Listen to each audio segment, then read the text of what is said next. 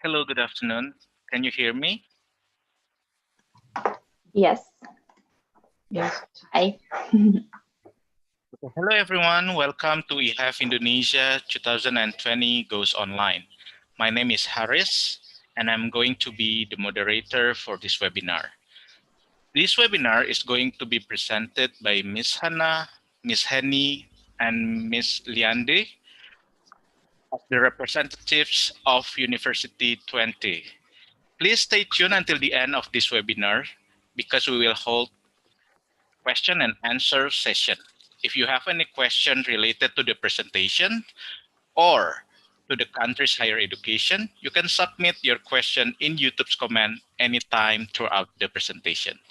Now, without any further ado, please welcome representative from University 20. Time is yours. Yeah, thank you for having us today. And yeah, I'm here today from the University of Twente together with my colleague Liana and our student ambassador from Indonesia, Heni. And yeah, I will start by sharing my presentation with you.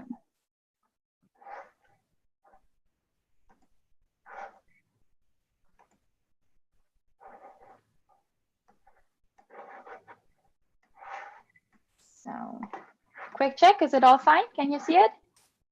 Thank you. Yes. Yeah. So yeah, welcome to the presentation of the University of Twente from the Netherlands. Yeah, I will tell you today about our university, about studying in the Netherlands. Then we will present you our research and education options and programs that we offer. I will introduce you to our, the more practical side about admission and scholarships. And then also Hini will tell you about her experience of coming to the Netherlands, what it's like to study here, a bit about her student life, maybe how to prepare. And yeah, we are very curious about your questions. Please feel free to ask them already in the chat, but we can also address them then centrally at the end of this presentation. First of all, where are we actually in the world? So the Netherlands is, well, we call it the gateway to Europe. It's really centrally located in the continent. And you can find us in Enschede, which is around 2 hours from Amsterdam from Schiphol Airport. You can see it here in the card. We're really in the east, so close to the border to Germany. And yeah, the Dutch are traders from origin. And because of that, it's a very international country. Around 90% of the people that live here speak fluent English. So that's also something you would experience when you come to study here. It's no problem at all to find your way in the beginning to get along and make your way and into your new life in a different country. And yeah, the infrastructure and also the safety network here in the east of the Netherlands is very good, and living standards are pretty high. So as you can see, like, it's really easy to reach Schiphol Airport, but also Düsseldorf International Airport in Germany is pretty close. And to have a deeper look at why to study actually in the Netherlands, I mean, you made up your mind before joining this webinar, of course, today. Yeah, by choosing to study in the Netherlands, you choose for a new experience abroad, to enlarge your language skills, for sure in English, but also, of course, if you like to in Dutch, it will increase your chances on the job market. And especially about the Dutch culture, it's very open-minded and warm, and it's a really international flair in the Netherlands, and also especially at our university. I will come to that later a bit more in detail. And also the Dutch universities are very high in international rankings. Our university is one of the 4 research universities in the Netherlands, together with Delft, Wageningen, and Eindhoven. So what would you expect at the University of Twente? We're a rather new university, founded in 1961, and the focus is of the whole vibe and the ambitions of the university to develop technology and to study also the impact of technology on society and on people, and that's what we call high-tech human touch. So we offer programs in the field of technology, but also in the field of behavioral and social sciences. And yeah, all the programs are accredited by the official accreditation organization of the Netherlands.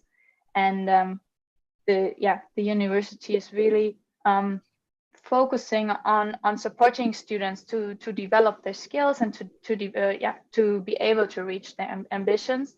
And in the last decades, more than 1,000 spin-off companies have emerged from this university.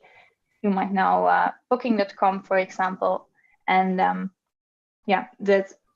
it offers an excellent student guidance and tutoring. So the connection with students is between lecturers and students is pretty close, and there's also a lot of guidance by older students that are a bit further in their studies and tutoring classes, so you learn from each other and with each other.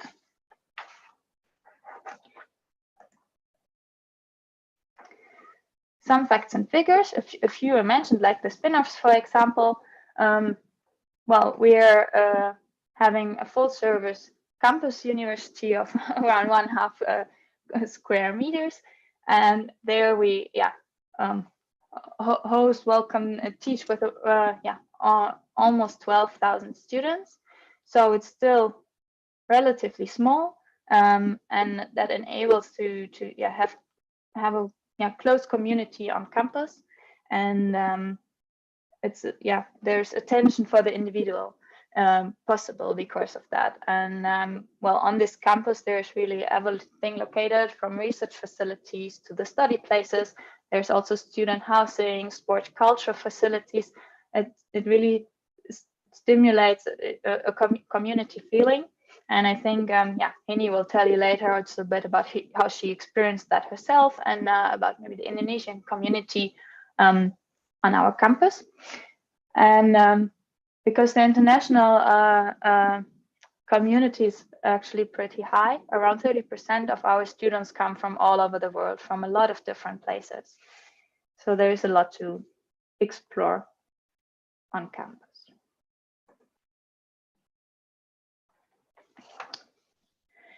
So as I already mentioned, like the core, the heart of the university is high-tech human touch. So the university connects technology, the high-tech, to the human behavior, or not the social relevance, the human touch. And therefore the very reason to exist is to engage in groundbreaking research. So for example, there's pretty strong research in healthcare, in intelligent manufacturing systems, but also in smart materials.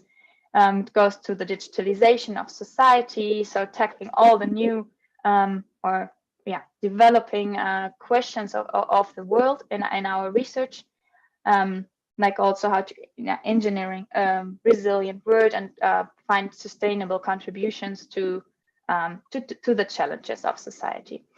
And also students are pretty close involved, especially during their masters, in the research and in the research group. So also to contribute with your own work during your study time to what the university is working on and contributing on. And to do that, there are different like state-of-the-art facilities on campus, which are, for example, the research lab that are shown here. It goes also very broader, especially also for students. There are like creative workspaces where you can make use of for your research, but also for your learning. This is like to mention our big research institutes here to give an impression about the variety of research that's taken place at the University of Twente. Of course, this is a step further. You're at the moment looking for what am I actually going to study. So here we have a list of our bachelor programs. It's pretty long. You can have a close look here. You can also, of course, have a closer look on our website, where you can find all the descriptions of the modules, what you would actually have for courses. But to give you a first broad overview, we have 16 bachelor programs that are taught entirely in English. So there are no hidden Dutch classes in between, so you can follow them completely in English. They are all 3 years, and yeah, they vary from mainly engineering technology related programs to also business information or social sciences. So here, yeah, if you have any questions about any yeah, of those programs, you can yeah, reach out to us later, or yeah, have a first look at the website where you can also find contact from someone directly from the program. But yeah, we're curious to hear how we can help you already right now. In case you're looking for a master's program, there we offer even more programs, also in English. As you can see here, they are sorted by the various fields of expertise. So from ICT-related programs like computer science or interaction technology, to the real science programs, health-related. Of course, the engineering programs like civil engineering or mechanical engineering, societal behavioral science related programs like psychology or communication, and programs like geoinformation science, earth observation, spatial engineering. So you can see there's really a broad variety of master's programs. And I think what's yeah, interesting to know is also that most of those master programs offer elective spaces. So there's also in most cases room to create your own yeah, to give a program your own oh, now I'm missing the word, like to select some courses maybe from another related field, to give it your yeah, your own, to make your own story out of it, to reach your ambitions, what you're interested in. So yeah, on the website you can find in-depth information about the content of those programs. Then with this, I would like to give you a brief overview about how the academic calendar is actually structured. So how does a year look like? Yeah, the year is divided into semesters, which are then divided again into quartiles. So per year you have 4 quartiles that are like in the bachelor covering each quartile 1 module. So you have 4 thematic blocks throughout your bachelor, and those start in September, and the year ends in yeah, in the first week of July, and then there's summer holidays. And yeah, if you would come to the Netherlands to our university to start your study, then before your study start, there's an orientation week, a kick-in, where you get familiar with your program staff, with your schedule, all the systems, what to use, but also to make first friends and to get to know your fellow students that you will be spending the next 3 years in case of bachelor with.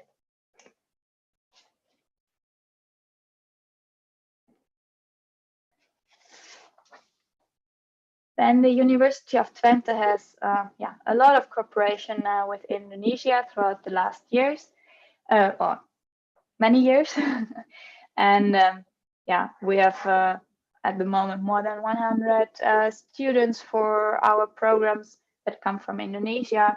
As you can see, more than 1,500 alumni over all the years, and there are also many partnerships with good universities in Indonesia. So if you have more questions about that, I'm sure that my colleague Liane can tell you more about that at the end during the Q&A. So let's go to the more practical side. Now you know a bit what you would yeah, expect at our university, a bit what we offer, and what is actually necessary to do to be able to come here. So I'd like to start with the admission requirements. These are pretty long slides because it's a bit different depending on your background.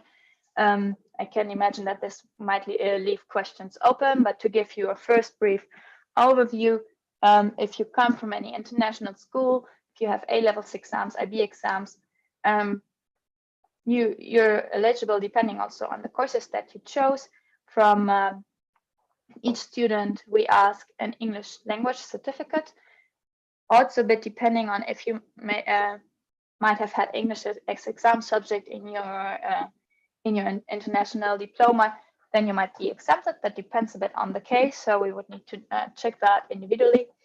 And also, some of the programs have specific requirements. So if you like to study, for example, one of the engineering programs, it might require physics. If you're curious if you would need that as exam subject, you can also check the website of that program. It states quite clearly what kind of exam subjects you would need to be eligible. So that's always good to check up front. And in case that you go to a national high school, then we require an overall result of 75%, and then also combined with extra courses from the mentioned certificates as here on the slides.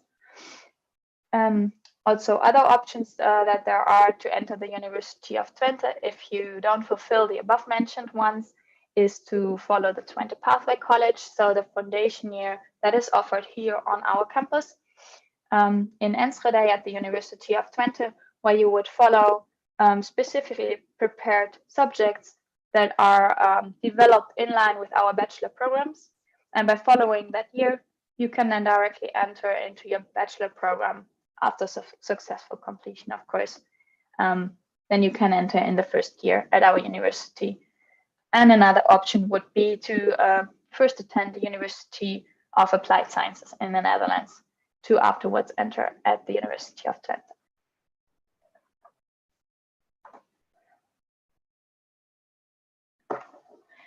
Going to the masters, there are also some overall and specific requirements. Overall is that you have to prove your English proficiency, and then it depends really on the program that you want to apply for. Of course, we ask for a relevant bachelor's degree so that it's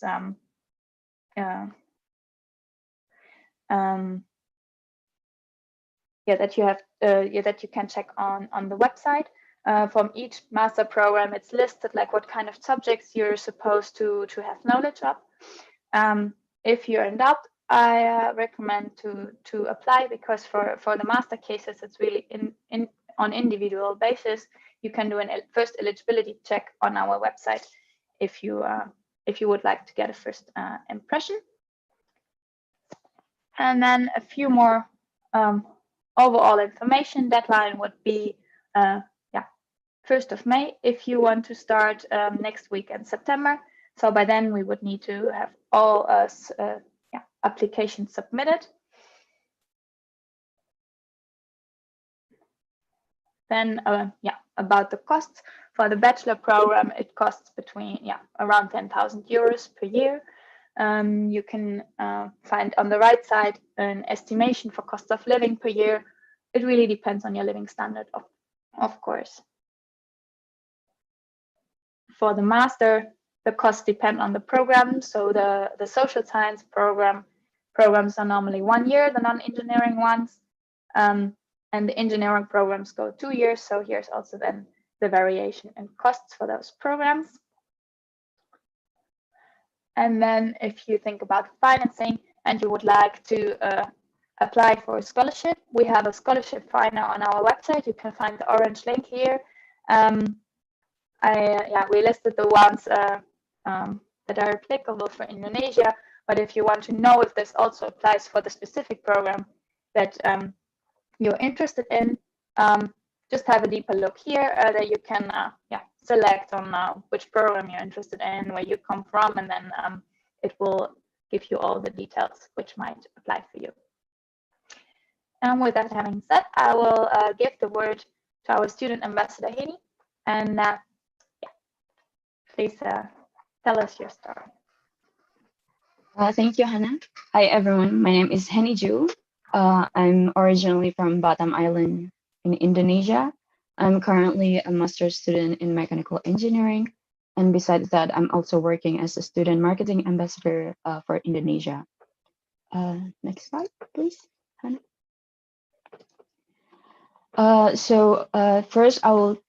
First today I will share a little bit of my experience of being an international student here at University of Twente. First, I will tell you a little bit about what I like about studying at the University of Twente. Before coming in here, I really wanted to study in Europe, and Netherlands is one of the European country which offers a lot of English taught programs. And from the beginning, I also knew that I wanted to study mechanical engineering. Then I searched for the universities here, and there are currently four technical universities which offer this program. And at the end, I chose University of Twente because of its unique campus vibes, and also I really like how they implement the programs for mechanical engineering. And what I like about studying in here is they guide you, like the university guides you, give a lot of guidance if you have study related problems or also personal issues. You can always go to your student advisor, and they're always there to give you the best advice of what to do. And also what I like about my program is also they offer a lot of practical projects, which really helped me to grow personally and also professionally. And besides that, I also like the close relationship between teachers and students. So if you have any questions, the teachers are more than welcome to answer your questions. Um, yes, and also I feel very welcome here as an international student, since there are also quite a lot of international students here at the University of Twente. And yeah, that's what I like about studying here at the University of Twente. And also the campus vibes are very nice. Uh, University of Twente is actually the only university which has a full facilities campus. So they have their own grounds. There are a lot of like nice greeneries around the campus, and also library, gym, supermarket. You can find everything here at the campus, and it's all reachable by bike or just by walking. It's a very pretty campus, I would say. And the next slide. So about living in Enschede, Enschede, as Hannah explained before, it's located in the east part of the Netherlands. It's only 2 to 3 hours by train from Amsterdam Schiphol Airport, and it's a very beautiful city. Everything is reachable by bike, as you can see here. I always enjoy biking around the city, and for example, just going biking to the city centers is only 15 minutes from campus if you live in campus. And yeah, they have a lot of beautiful sceneries around, parks you can visit. And also, since it's a student city and we have quite a lot of internationals, and most of the Dutch people, like Hannah said, 90% of them speak English. So it's you can easily make friends, and people around you are more like very enthusiastic to learn about your culture, and you can also exchange your cultures with their cultures. So it is very exciting there, especially as an Indonesian student. I feel very welcome. They always ask me for advice, like what kind of food, like in Indonesia, and also yeah, they are very enthusiastic of our culture. And besides studying, I'm also part of a member of Solar Twente, as you can see in the picture below. So Solar Twente is one of the student teams at University of Twente. So besides your study, and you can also participate in student-related projects. So what we do is we build and design solar boat, which will compete in solar sport uh, solar sport competition in Monaco next year. So it's all consisting of students. So you're working together with students, and it's not the only one student team in Universidad. We have a lot of them. So you can choose which project you would like to participate on. And also, as Hannah explained, in Indonesia is actually one of the top country here at the University of Twente. So we have our own Indonesian association. It's called PPI Enschede. It's very nice. It's always nice to know people from your country. We also have our own group where you can share information, and or when you need to find help from them, it's very nice. They always share very informative news also in the chat. Next. So yeah, as explained, University of Twente currently has more than 11,000 students, which 29% of them are international. So it is a very international university. So don't worry, you will easily make friends. And currently we have around 45 bachelor Indonesian students and also around 45 Indonesian master students. So yeah, you can find a lot of different nationalities here. And as I said, they are more than welcome and very enthusiastic to exchange cultures. The next slide.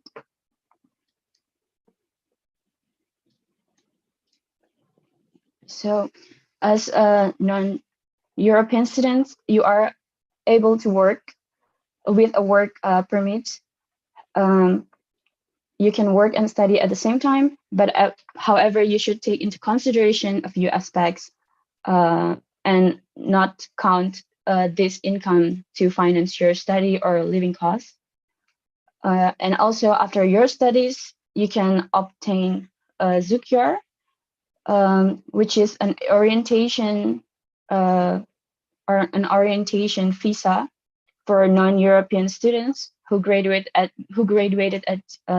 Netherlands institution. This is a working visa which you can use to find job after your studies, which is provided by the Netherlands.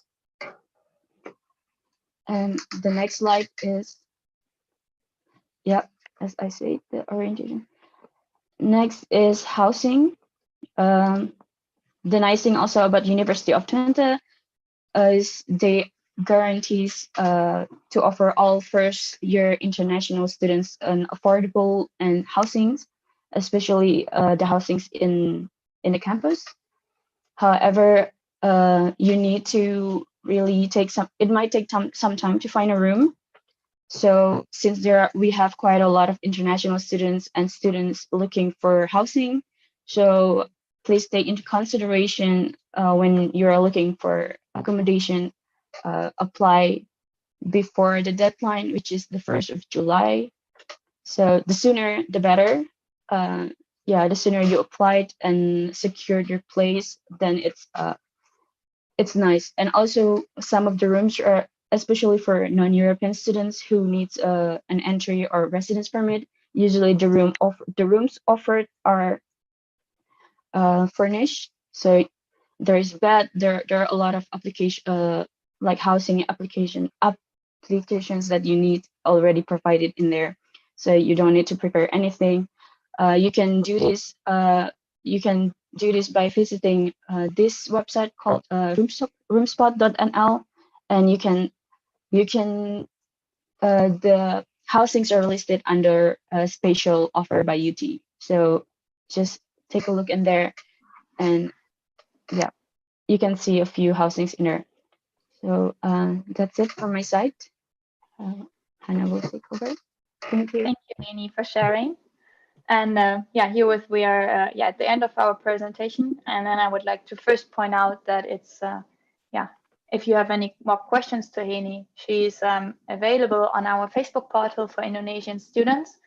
So in case you like to hear more about her story, or you don't know where to find information, she can support you getting the right contact. Also, some more options to stay in contact are our Indonesian website, where you can find information in your language.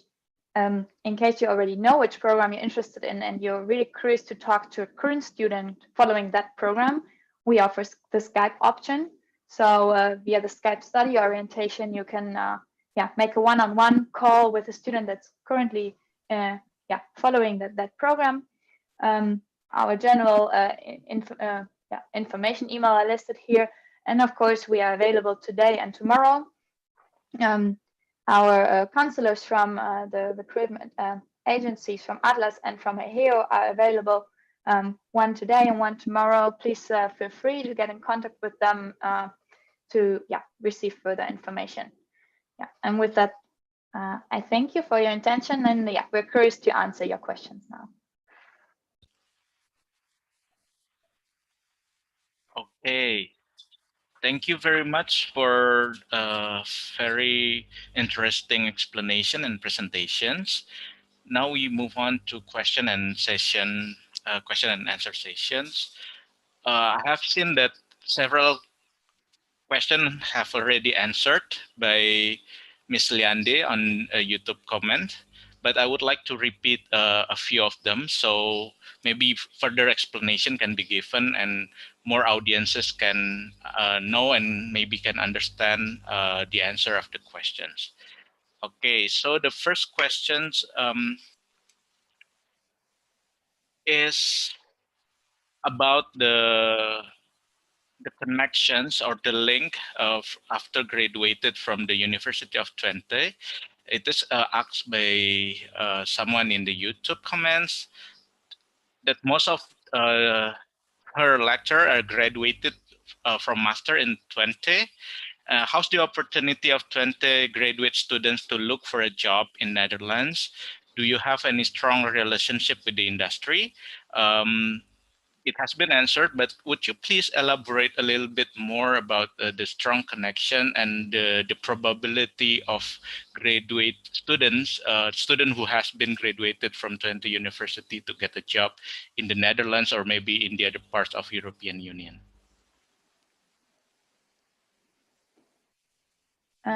Liana, did you pick that up? Would you like to elaborate on that, or would you like me to answer? Yeah, I responded that the University of Twente is the most entrepreneurial university of the Netherlands. We're actually #1, so we have a very strong link to industry. So if you're, for example, interested during your studies to start up a company, we have a knowledge center where you can get advice and even startup funds to start a small company. So I think there are definitely quite a number of opportunities to look for a job and even to start your own company.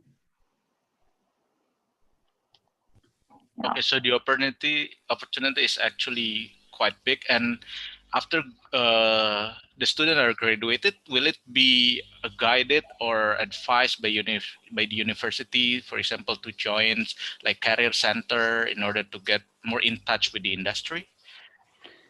Definitely. Also during all master studies, students go for an internship, so they have a direct link to a company, most of the times in the Netherlands, sometimes also abroad. So yeah, we definitely create a link to industry. Okay. Next questions, very well noted.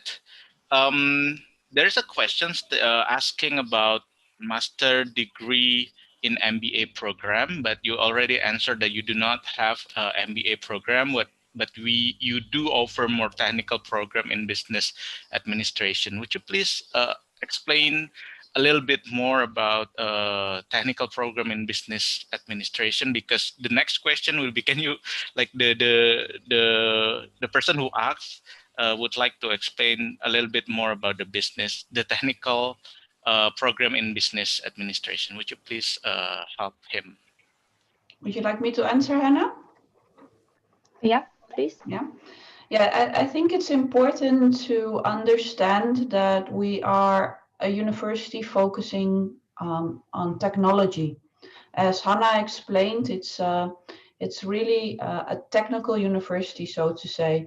So we don't offer a traditional Masters of Business Administration. Our Masters of Business Administration has a strong focus on technology. So it's also very important that you're strong, that you have a strong background in mathematics if you are going to join our program. In the YouTube link, I shared the site of the master program. So I advise the student who asked the questions on business admin to go through this site and to check the study guide carefully. So if you have a background, for example, in only economics, it might become very difficult. Mm. Yeah, so again, I shared the link, so I really advise the student to have a look at this site carefully. And if there are more questions, of course, they can post us these questions right now or send us an email. Okay, so for webinar participant, if you have any questions, you can just simply ask them. There is a link on your screen.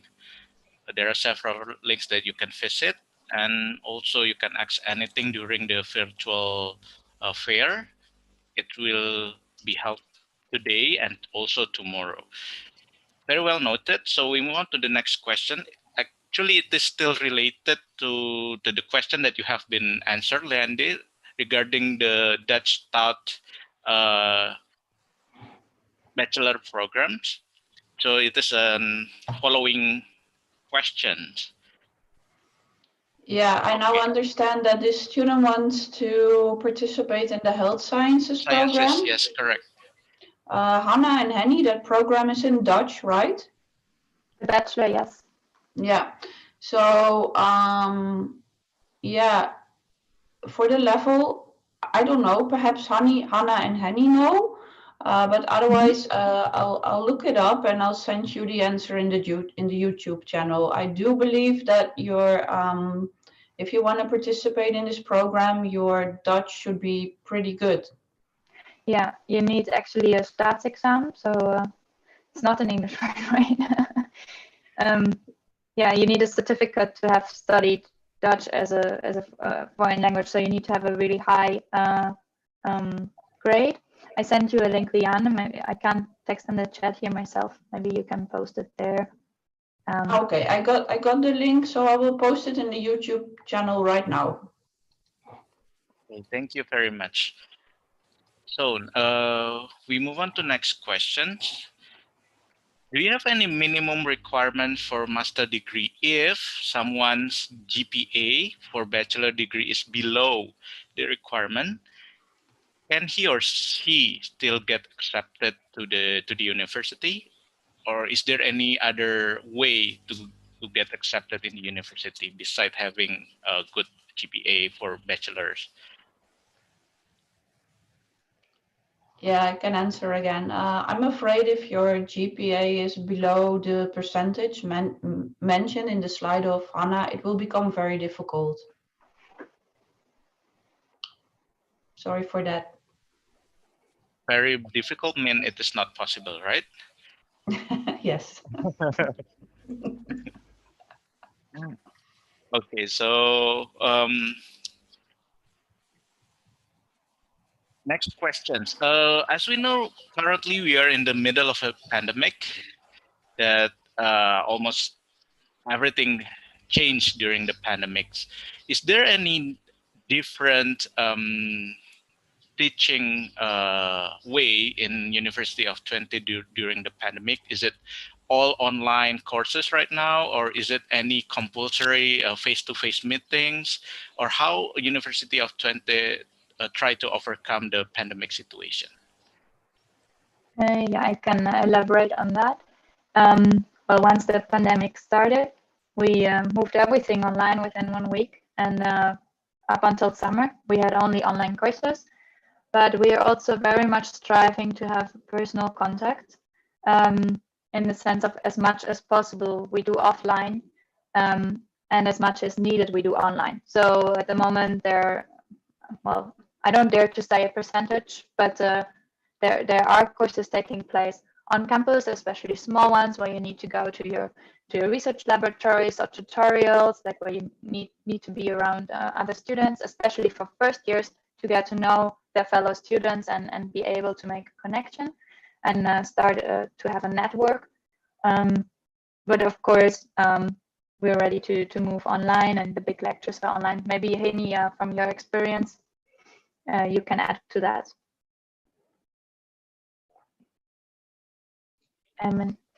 Yes, from my experience, especially for my course in Master in Mechanical Engineering, most of the lectures are online. And the nice thing is, some of them are recorded, so you can actually go back and rewatch the lectures. And also, some of practicals are actually taking in place in campus. I have a practical coming up next week, but yeah, to follow the corona procedures, there are limited space for the practical.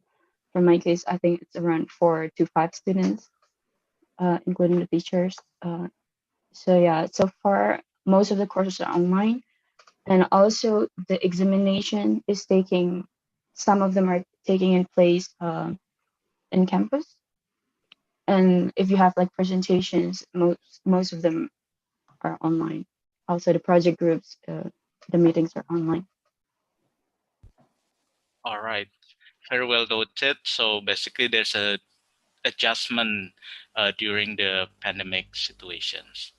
Okay, everyone, every webinar participants, you can still visit University of Twente at the virtual fair. So please do not forget to log in to event.ehef.id so you can visit and ask more questions, deeper questions regarding the university.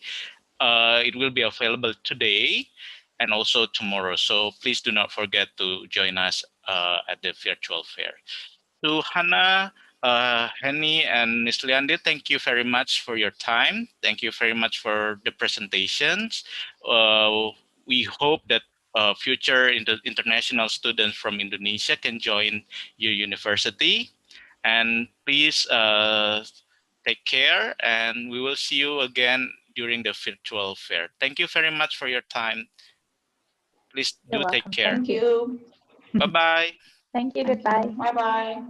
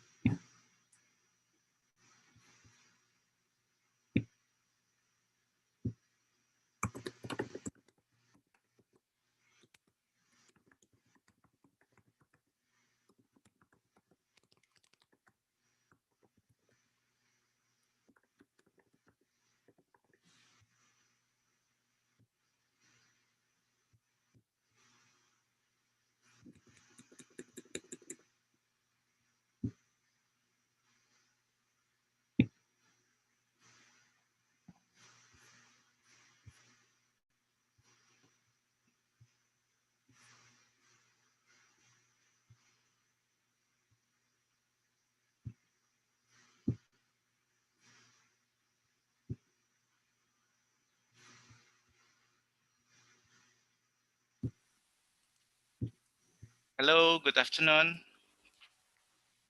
Can you hear me? I hear you fine. Okay. How are you, Oliver? I'm good. Selamat sore. I'm sorry. Okay, I will start to introduce you first, and later you can start the presentation. All right. Hello, everyone. Welcome to EHEF Indonesia 2020 Goes Online. My name is Haris, and I'm going to be moderating this webinar. This webinar is going to be presented by Mr. Oliver and also Miss Inka from Maastricht School of Management. Please stay tuned until the end of this webinar because we will hold a question and answer session. If you have any questions regarding to the presentation or country's higher education, please do submit your questions in YouTube's comment section anytime throughout the presentation. Now, without any further ado, please welcome the representative from Maastricht School of Management. Time is yours. Okay, thank you very much. This will be a fun presentation for the recording and for the archives. Hopefully some more students will come in, but we're going to enjoy giving this presentation as a historical reminder of our time here today. So the topic of today's presentation is personal branding in a networking situation. And so we're combining a lot of things together. And unlike other representatives of schools here this week, I assume that many of them are using the time to talk about their school and answer questions about the school. But we feel that a lot of the basics you can find out from our personal conversations, from our salespeople, and it's better to actually use this time to actually give you a feel for what it would be like to attend Maastricht School of Management. So my name is Oliver Olson. I'm a lecturer in marketing and strategy at Maastricht School of Management. I'm very international, as is the school, as is the students, as are the staff. I'm originally from the USA. I've lived and worked in Sweden, Romania, Germany, Hungary, as well as the Netherlands now, where I am based. But I want to give, instead of a sales pitch about MSM, I would like to actually then present to you a topic that is something interesting to me that I think will be useful for you as students, not only as you look for places to study, but as you go into your career after you finish your studies. I will start though with a short video about MSM, which will give you an overview of the feeling and the emotion and some of the facts of the school before I go into today's lecture on personal branding in a networking situation. Every year, a new group of international management professionals gathers in Maastricht to begin a year-long journey in what some people call the pressure cooker. They come and learn how to manage a workforce consisting of dozens of different nationalities in a rapidly changing environment. With fast economic growth in, among others, Brazil, China, India, Indonesia, Russia, South Africa, and Vietnam, they know that multicultural differences are in play, and their management capabilities are challenged even more. So with the rules always changing, customers growing more sophisticated every day, and the continuing demand for more variety and quality, they know that an effective MBA is an international MBA about change. Maastricht School of Management. Maastricht is a city in the Netherlands, located on the river Maas, that has been a trading route for over 20 centuries. And it's very close to Brussels, the European center of business and politics. Studying here has been like a marathon. It gives you that satisfaction that you achieved something you dreamed of. In our internationally accredited MBA, we teach our students not only how to successfully manage companies in a fast-changing environment, but also how to continue learning and how to develop their own efficiency at the same time. In our aspiration to share our multidisciplinary teaching methodology and flexible programs, we partner with educational institutions across the globe. So we offer postgraduate education in countries all over the world, and we have internationally acclaimed experts teaching in Maastricht. I'm doing the MSM Centrum MBA in Peru. You can feel part of the MSM family, even though you're not physically studying here in Maastricht. The strength of our MBA comes from our extensive research work and continued involvement in international projects. And we wouldn't be the same without our vast network of partners and alumni. After graduating from my MBA, I decided to stay at MSM and continue with my doctoral studies. Thanks to the MSM mentorship program, I was offered a job even before the graduation itself. After a year later, I got a permanent job position in the company. And now, after I get back to my job, I'll understand other people's perspective, not just mine. We believe that as they learn about the world at MSM, our students learn more about themselves. Ultimately, this will give them and their organizations the edge in business and life. Maastricht School of Management, located in Europe, present in the world. Okay, so there's the sales pitch on MSM, and I've always enjoyed watching that video because I think it's a really great overview and representation of who we are. But today's presentation, we'll spend the next about 20 minutes left to talk to you about personal branding in the networking situation. But the emphasis here is going to be personal branding. And another way of looking at personal branding is, how do you sell yourself? How do you make people want what you have to offer? And so this is where we look. First off, Aristotle figured this out more than 2,000 years ago. He has this famous Greek philosopher says, where your talents and the needs of the world cross, that's your vocation. So it requires two things, which we're going to come back to. That's understanding what your talents are and understanding the needs of the world. And it seems a bit obvious, but one of the things we learned while teaching in this program and many programs around the world is that a lot of common sense is not very common. And so that's what we bring to some of these concepts.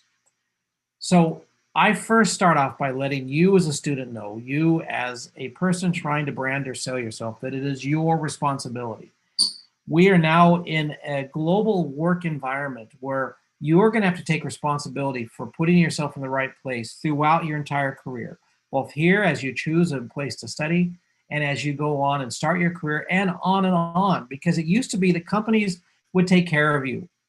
In return for lifelong loyalty, they would then make sure that you have career progress. And just like my father, who worked his entire career in the same company he joined when he was 18 years old, those days don't exist anymore. You need to be selling yourself and branding yourself constantly.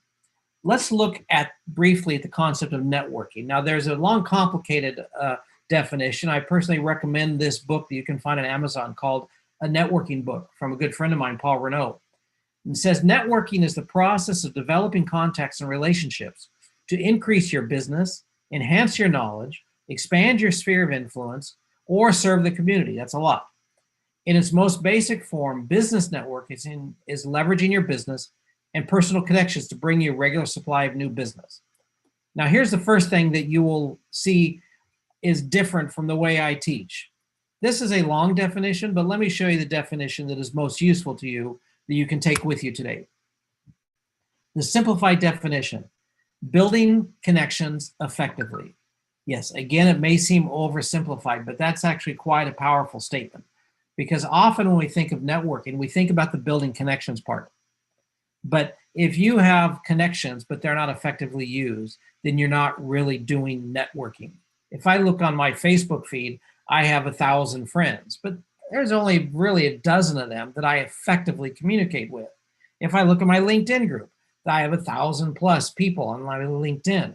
But those that I'm actually networking and using effectively, again, can be counted on a couple of hands. So effectively building connections. Now, what is effective? Well, that's getting back to our definition from Aristotle. Effective is when you get to that spot in the middle, which we call the X factor here from Aristotle. This is when you are actually accomplishing something by matching your talents with the needs of somebody else. A talent without a need is not going to be effective. Now it all starts with marketing. As I said earlier, I teach the marketing classes at MSM, and marketing is a good starting point for personal branding, because branding does belong in the marketing sphere.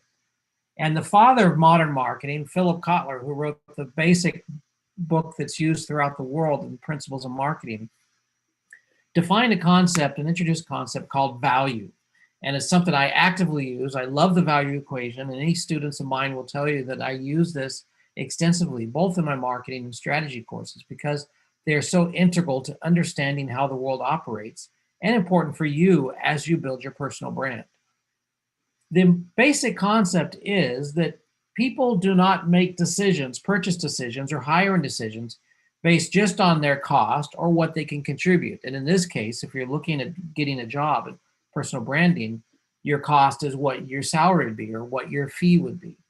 But instead, people make a decision based on an equation or a ratio called the value equation. This is a ratio between what you can deliver to them, the value, your total value, versus what it will cost them to get that. So if you can deliver a lot of value to a company and the company believes in that, then you can negotiate a good salary. If you're still not able to sell what the value is you offer to a company, then you may not be able to get a good salary or any salary at all if what you're contributing is not good enough.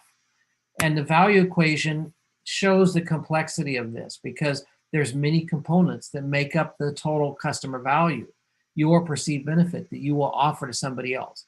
It could be your skill set. It could be your CV is one which we'd say is your product value.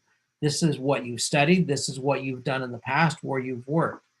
But there can also be personal values. For example, if you belong to organizations that match the skills or the organizations of the person you're hiring, or if you like a particular sport that also matches the sport of the person you're hiring or networking with, or if you're a fan of a particular team and you happen to match that team with somebody that you want to network with or work with, then that will increase the overall value in the value equation.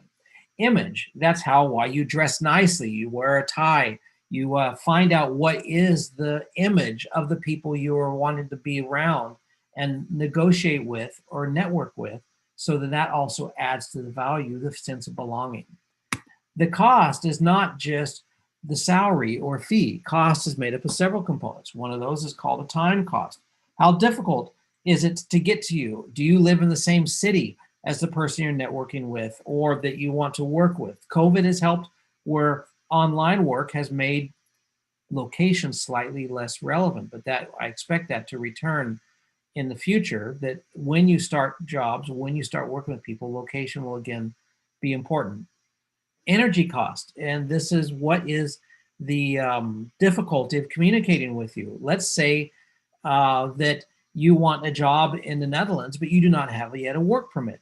You may have a great CV, you may have a great value to the customer, you may often even offer a lower salary or fee, but then they're going to calculate in the energy cost. How much work will it be to get you a work permit and to get you moved and relocated? That could contribute to the cost in the equation. And then finally, a psychic cost. And psychic cost, again, is there something that works against you? Maybe the person you want to work for is a fan of Ajax, the Dutch football team, and you're a diehard fan of AC Milan. And this is just now a psychic cost. You know, they like you, but they know that they're going to have a hard time working with you because they're going to have fights over football.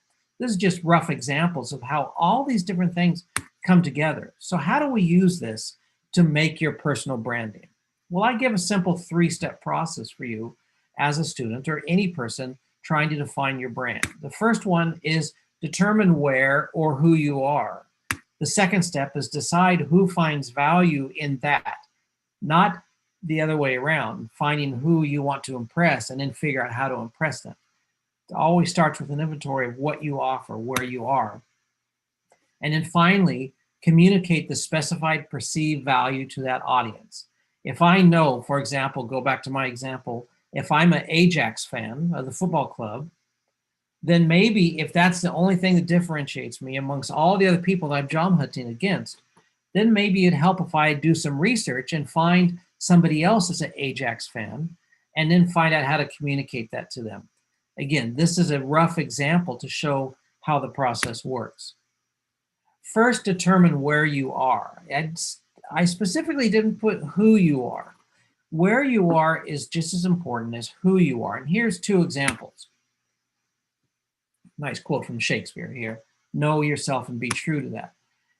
This is undoubtedly one of the best cars in the world, which you're looking at, the red car in the bottom left. This is a Formula One car. This is the peak of technology when it comes to automobile. It is, nobody would argue that this is the best car in the world in terms of technology and speed and performance. But when you place it in the regular streets of Rome, then it's not as valuable. In fact, for that particular location that we're looking at, this car may be more valuable. This is the car I drove in when I lived in Romania. And it's important not just to be the best, but it has to be the best in the right situation and the right circumstances. This has suspension that's built for cobblestone roads. This is in crowded traffic. You're not worried about somebody scraping your paint because it's not that expensive of a car and the paint is not that hard to redo. So it's important to make sure that your skills match the environment that you hope to be in. That's the first place. Know your inventory, understand where you want those skills to be. And again, to give a very broad example, if I spend 10 years going to medical school, there's no doubt that that will make me a smarter person and I'll become more valuable for that.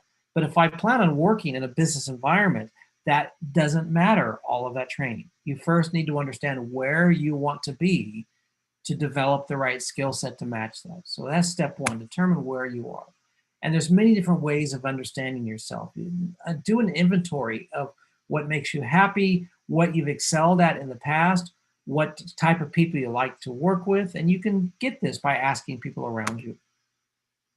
Second step in the process, decide then which employers and or industry value your traits. So figure out first what your strengths are, then decide which types of work will play to your strengths. Your strengths will be good. If you know that you are quiet and you don't feel comfortable talking in front of people, then you would not choose an industry where you would be a lecturer. Or if you know that you like working with other people, that you like to be in an environment where there's constant feedback around you, then you don't want to choose a job where you work at a desk by yourself. You need to understand the industries that match your skills and talents and personal inventory. And this is similar to the last point I was making. It doesn't matter if you're become the sharpest knife in the drawer if all you're going to do is sit in the drawer. You need to find where, in which environment will your skills and strengths be most useful. I use this example of matching the story to the need. Understand who wants what you are offering. Tinder is a great example of this. It's genius in its simplicity. You go through these two steps. You say, here's who I am. Here is the best 5 pictures of myself that I have to offer. Here is a short description. This is my inventory. Then you put it out there in the world, and then people start selecting whether they're interested in what you have to offer. This is a process. It doesn't work the other way around. You have to first figure out what the type of people you're looking for would be interested in you. And then you finally make a match. And networking and personal branding is very similar to this. The third thing you need to do is then, once you've understand what you have to offer and who you want to communicate that offer to, you then need to go through the process of communicating that. And that's where networking comes back in. Networking is one of the most efficient ways to communicate that need if you find the right audience. It gives you face-to-face. Usually networking, when we're not in COVID times, is going to be a personal interaction, a face-to-face interaction. And that's when you can best sell yourself, best communicate your value to somebody. So what are the options of going through this process? You have several options available to you. I tell students, and I've given lectures to hundreds and hundreds of students around the world that are doing their career planning, to start to think of their career trajectory. And first off, you need to prepare for your career just like you would to master an instrument, a musical instrument, or to prepare for your final university exams. Nobody would ever dream of becoming a concert violinist or a great guitar player in a rock band without literally thousands of hours of practice. The famous Malcolm Gladwell book said that 10,000 hours at a minimum is what separates those that are just okay at something to those that are really excel at something. The same thing for your final university exams. You prepare and study for hours and hours and hours. But if you think about it honestly, most students have spent little to no time preparing for their career. doing the steps I've said above, preparing your personal inventory of who you are, what your strengths are, the type of environment you would want to work in, and then figuring out who wants that, because branding is not just about doing a brand. If you build a Facebook page or build a LinkedIn page or an Instagram page and then put your photo up there, that is not personal branding.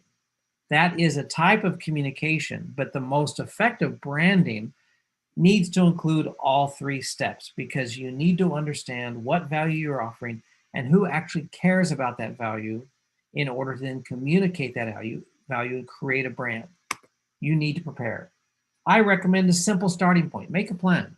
For example, for every hour you spend on the internet, keep track of that and spend 10 minutes on career planning, or even 1 minute. If we're talking you're spending 4 or 5 hours a day on the internet, fine, there's 5 minutes. You've done that over a week. There's a half hour that you spend that week for career planning.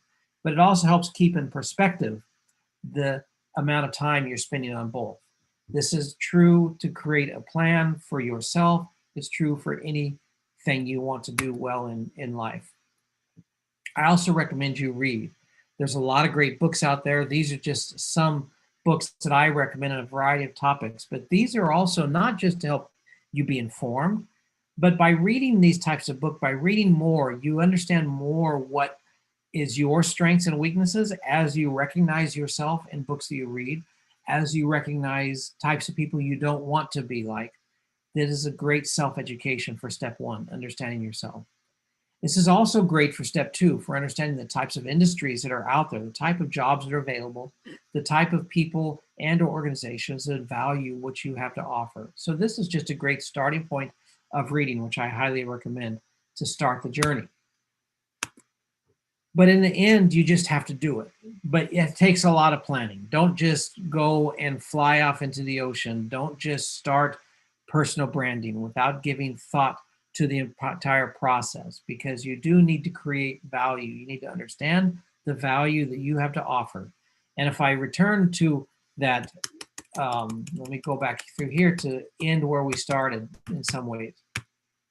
If you look at this, your primary job at this point in your life is to concentrate on the column on the left, to figure out all the things you value, that you create value in.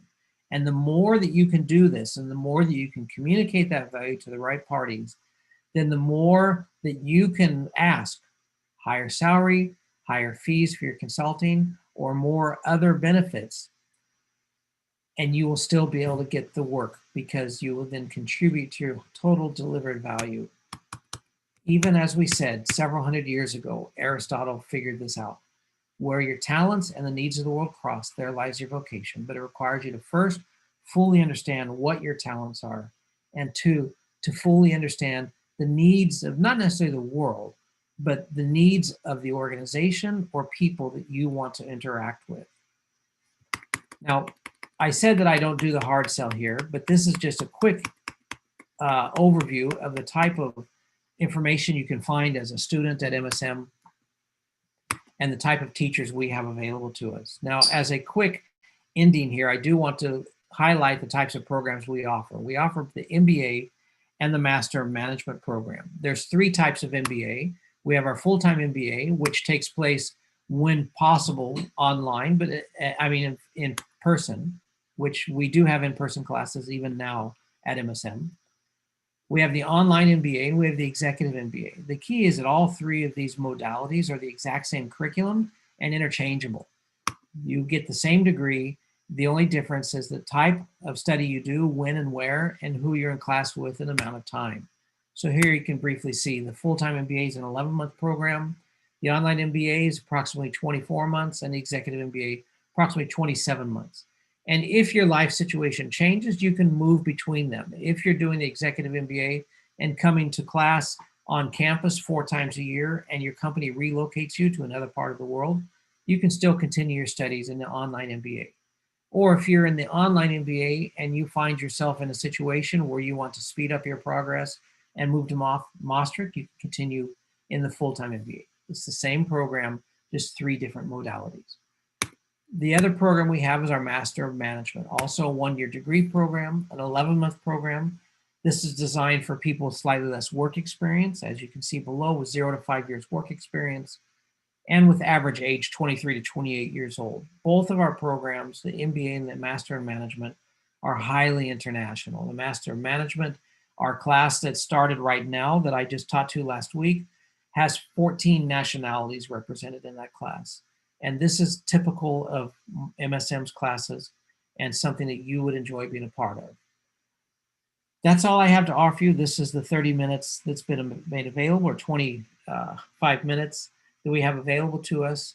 If there's any questions, now is the time to do it. But otherwise, we thank you for your time, and we have our staff available in the main room of EHEF's forum and virtual educational fair that can meet with you and talk with you more about your interests in study at Maastricht School of Management. Thank you for your time. Okay, thank you very much, Mr. Oliver, for the presentation and explanation. It's a very, very well spoken presentations. Yes, there are several questions already from our participants that I would like to address to a representative from Maastricht School of Management. The first one is, if I am interested in Master in Management with specialization in entrepreneurship, do I take it simultaneously with the main curriculum, or is it after I take the master, then I take the specialization? So is it specialization first or take the master first, or maybe you can explain it better in a better way? Yes. Thank you. Well, in a typical situation, COVID has changed things up a little bit, but a typical situation, you do the master first, starting in October, and the classroom taught portion of the masters is traditionally from October through May, and in the remaining time is spent for students to write their thesis. If a student has at least 1 year work experience, they can choose to add an additional specialization against a fee. Specializations take place in June, and then they would be joining with the MBA students for the specialization course. That's the typical timeline. Now, this year, the timing is a bit odd because of COVID regulations and our desire to have as many people in person as possible. We have some students that start in October, and we're having a second additional cohort, which begins in January. We'll still be having specializations in June, and the students would have two options. They could either, in the middle of their studies, choose to take a break and take the specializations. I'm pretty sure, and again, I'm sorry, I'm not on the academic side fully. I assume that we have a break in the master's studies so the students can take specialization at that time. Or January starting students will finish their regular studies at the end of 2021. And if they choose to, they can extend their studies and stay until the June of 22 to then take their specialization. So as I said, COVID has made it a bit more complicated than it has been in the past. Normally it's very simple. The regular classroom studies end in May, and in specializations, the students choose to take them are in June. And hopefully we get back to that schedule starting with 2021 intake. All right. So is there any difference on the final project between normal master and specialization? Do they have to finish the dissertation or something like a business project in order to finish the master degree? It's a good point, because all of our degrees, whether it's a master's in management or the MBA, do have a final thesis requirement or a final individual project, as we call it. And we have, depending upon the program, you have options for that final thesis. If you're doing the MBA, you can choose between either a traditional academic research thesis, a business plan, or a consulting project. If you're doing the Master of Management, there is just the research thesis, but you can choose within the confines of that research thesis to work on something more practical oriented if you have the interest in doing a business or doing a consulting project, but the guidelines for fulfilling that will still resemble more of a traditional thesis. And in line with your question, if a student is taking time to do the specialization, that would either reduce their time available for their thesis, or they may need, if they choose to, they can extend their study time, but then it may make it harder to attend graduation ceremony, or at least on that year. We usually have graduation ceremonies once a year. And again, COVID is going to provide for a lot of flexibility and differences in situations, but that would be the normal. Everybody does have to do a final individual project by Dutch education regulation. Okay, very well noted. Thank you very much. Now we move on to next questions. I will repeat it for you.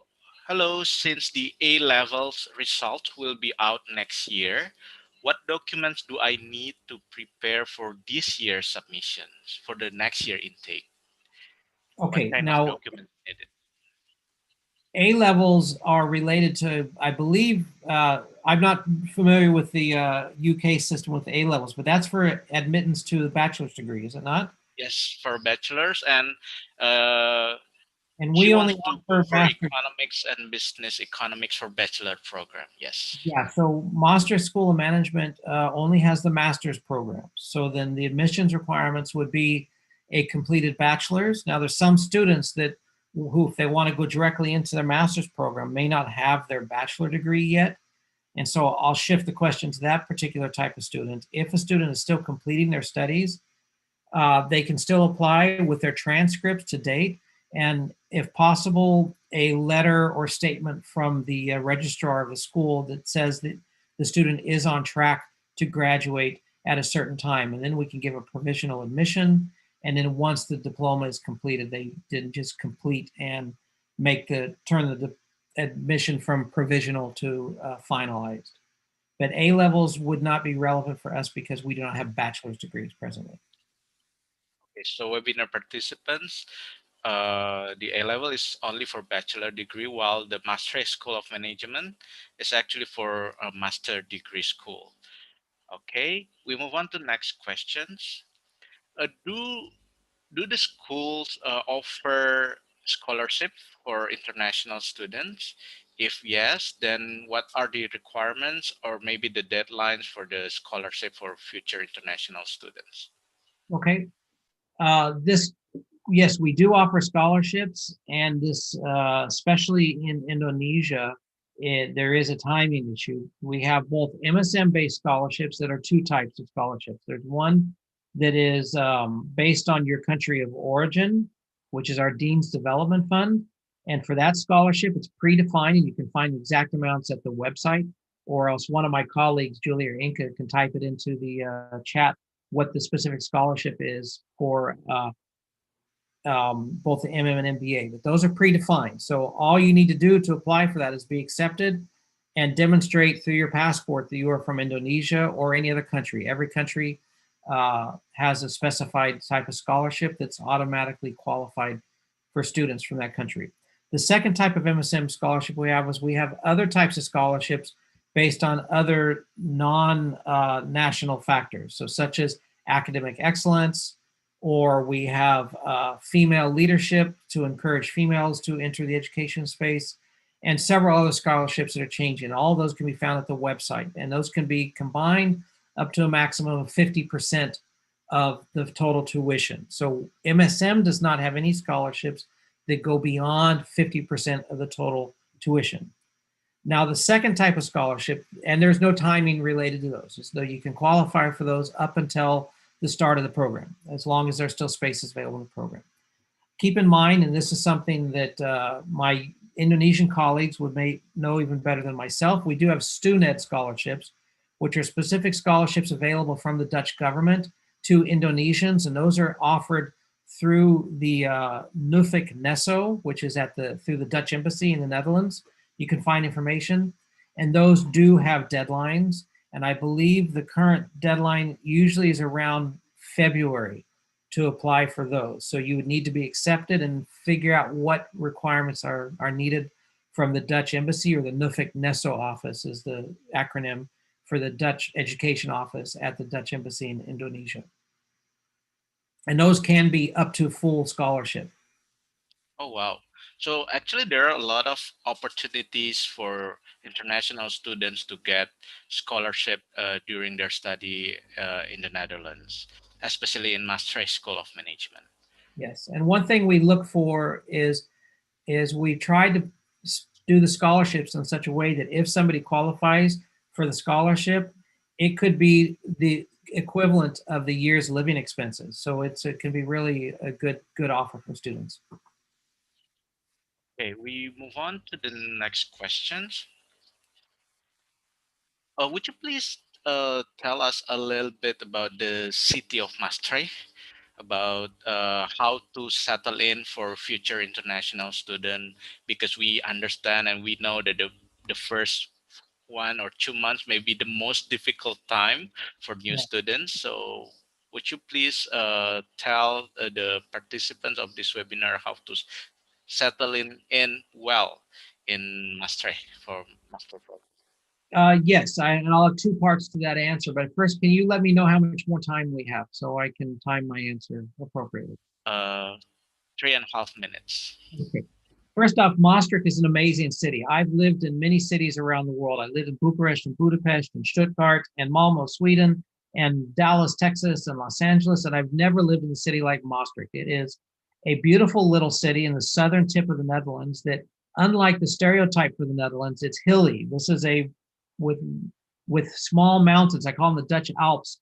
It is a cultural city with food and shopping, but it's not too large. It's a super safe city.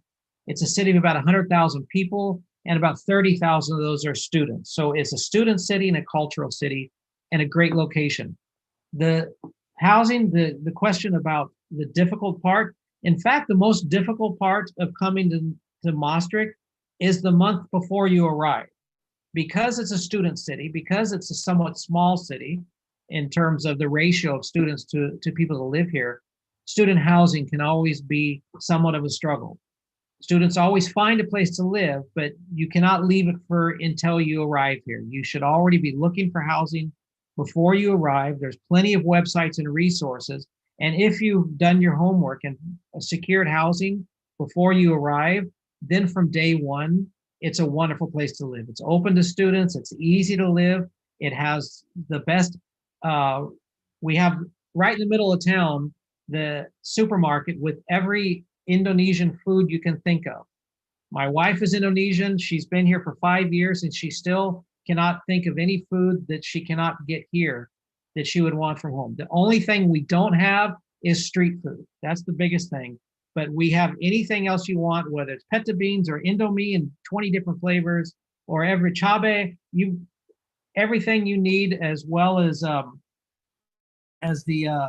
teh botol, we have it all. You can come and be comfortable. Just get your housing before you arrive here. Oh wow, it looks fun. And maybe international student will look forward to study in Maastricht School of Management for the next intake.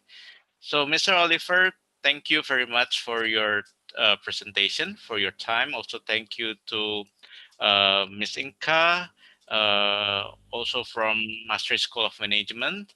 To all webinar participants, please do not forget that we still have virtual fair, and it's happening right now. So you can visit us and ask further questions to the Maastricht School of Management if you have any more questions regarding the scholarship, regarding how to have a good life in Maastricht, or even what kind of courses that you have to take for your master degree.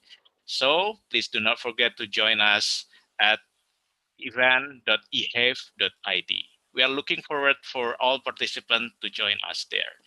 To Mr. Oliver, thank you very much for your time. And yeah, you can speak Bahasa Indonesia very well.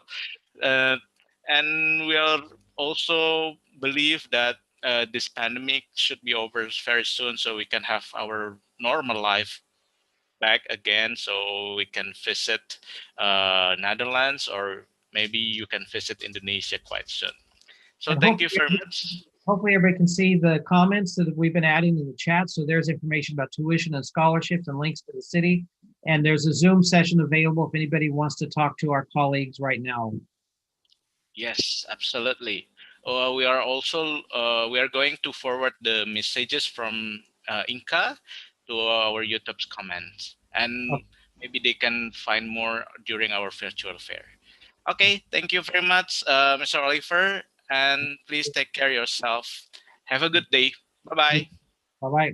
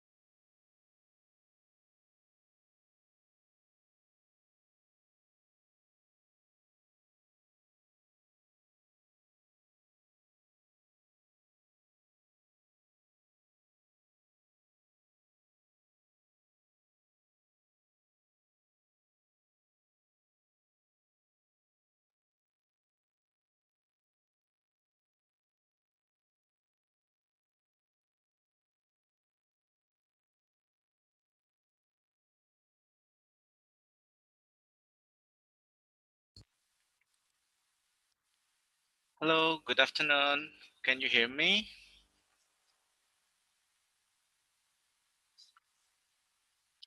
Hello, Mr. Primadi Wahyu.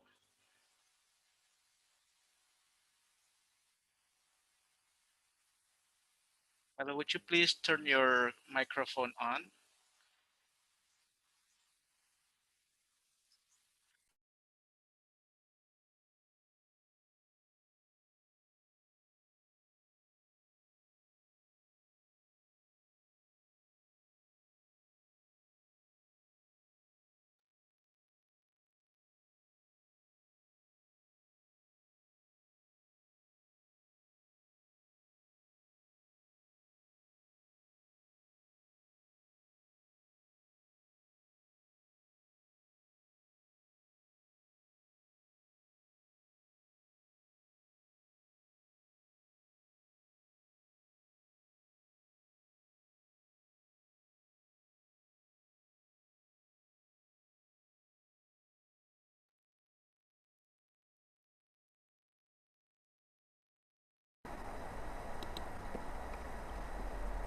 Oke. Halo, good Halo. afternoon, Pak Primadi. Yes. Ya, saya bisa didengar? Can you hear me? Yes, I can hear you. Okay, so we will start. Hello, everyone. Welcome to EHEF Indonesia 2020 Goes Online. My name is Haris, and I'm going to be moderating this webinar. This webinar is going to be presented by Bapak Primadi Wahyu Widakdo from NHL Standard University of Applied Sciences. Please stay tuned until the end of this webinar because we will hold a question and answer session. If you have any questions related to the presentation or to the country higher education, you can submit your questions in YouTube comment section anytime throughout the presentation. Now, without any further ado, please welcome Pak Primadi from NHL Standard University of Applied Sciences. Time is Okay. yours. Okay. Thank you. How much? I'm sorry, I forgot your name.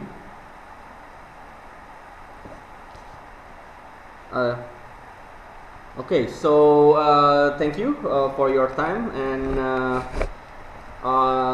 Sorry, I was just came back from the bathroom because of this.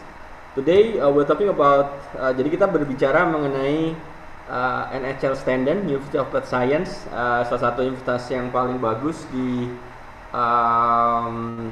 Belanda untuk masalah hospitality and tourism. Ini adalah rekan saya, Jasper Hoffman, yang sayangnya nggak bisa datang karena ada acara lain yang juga sama pentingnya dengan ini, jadi bagi-bagi tugas. Oke, di sini kita bisa dilihat bahwa kalau NHL Standen itu adalah satu-satunya universitas di Belanda yang mempunyai kincir angin di dalam kampusnya. Jadi bisa dibilang bahwa universitas ini adalah universitas yang sangat bagus dalam hospitality and tourism. Jadinya mereka membuat sebuah ide untuk apa sih yang kira-kira ikonik dengan Belanda, itu adalah kincir angin. Akhirnya mereka membuat kincir angin di dalam kampusnya. Oke, di sini kayaknya saya sorry. Okay, it's okay now. Okay, so di dalam hal ini ada beberapa perubahan karena saya mengerti alasan kenapa NHL Standen sekarang ini atau mungkin Anda semua di sini mengadakan EHEF dalam bentuk virtual. Satu hal yang ditekankan oleh NHL Standen sendiri adalah mereka mempunyai bisa dibilang new normal untuk pembelajaran di saat ini. Jadi NHL Standen always follow the rules of Dutch government, health administrative governing bodies, ada semacam apa namanya CHSI-nya. Lalu juga sejak September 2020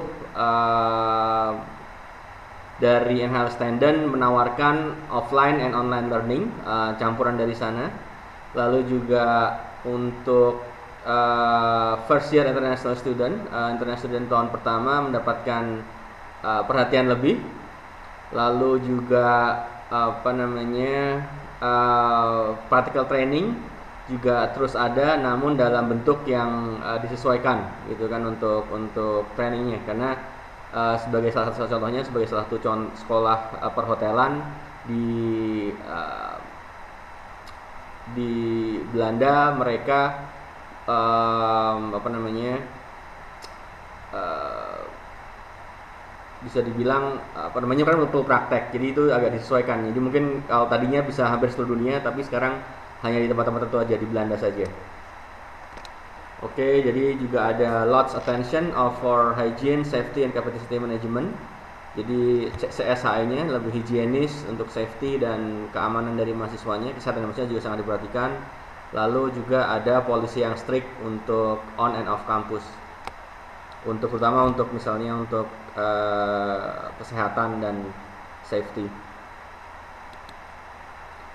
Facts and figures, top 3 University Science in NLD according to domestic student ranking. Jadi nomor 3 di Belanda mengenai dia dalam Universitas Applied Science. Jadi sebelum itu saya ingin perkenalkan bahwa di Belanda itu ada dua sistem. Jadi Universitas Applied Science jadi lebih ke aplikatif atau jadi yang bisa dibilang kayak semacam Polytechnical University. Sampai juga ada apa namanya research university. Jadi ada kategorinya beda, dan di sini NHL nomor 3 di Belanda dalam University of Applied Science. Ini adalah sebuah public university yang juga apa namanya jadi punya negara dan dibantu dengan banyak dana dari pemerintah Belanda. Ada sekitar 23.000 students di NHL, di kampus-kampusnya, dan 2.750 diantaranya itu adalah mahasiswa internasional, dan mereka terdiri dari sekitar 85 kebangsaan. Mereka dari NHL sana sendiri mengaplikasikan design based education. Design based education itu lebih ke desain untuk ruangan atau pengajaran, metode belajar gitu, incorporated design on how you are what is the best design to study, what is the best way for you to work. For example, the size of the classroom, ada contoh dari classroomnya, juga ada apa namanya mejanya itu harus kayak gimana, dan juga dosen itu harus kayak gimana, apa namanya penempatannya di mana, itu sangat ditekankan di sana. Dan ini sebelum COVID ya, ada 45 negara untuk internship atau exchange. Jadi kalau misalnya Anda nanti kuliah di sana, Anda bisa exchange atau magang di 45 negara untuk bachelor degree ya. Oke. Lalu ada sekitar 7 sampai 10 bulan mandatory internship. Yang paling penting di sini adalah itu salah satu dari sedikit universitas di dunia yang mempunyai hotel sendiri di dalam kampus, dan di situ dari siswa-siswa dari EHEF dapat praktek dan dapat magang dalam dapat magang dalam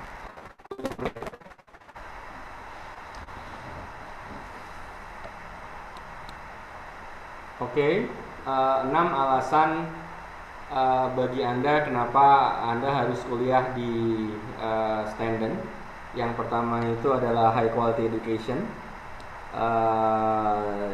High quality education. Lalu yang kedua itu seperti saya bilang tadi, peringkat ketiga dalam job of science di Belanda. Lalu juga Dynamic Global Network. Dynamic Global Network itu seperti saya bilang ada di dunia yang kuliah di sana, dan Anda juga bisa internship ataupun student exchange ke 45 negara. Lalu juga ada Great Student Life gitu kan, jadi Anda bisa banyak teman. Anda kalau misalnya senang party juga bisa senang party, banyak hiburan di sana bisa dibilang. Lalu juga Innovative Educational Concept, jadi seperti saya bilang tadi, mereka mengaplikasikan design based education. Oke, dan design based education dan excellent career prospect, bisa dibilang bahwa mereka sebagai satu sendiri, lulusan mereka juga diterima di berbagai macam negara di seluruh dunia, dan juga mempunyai nama yang lebih bagus.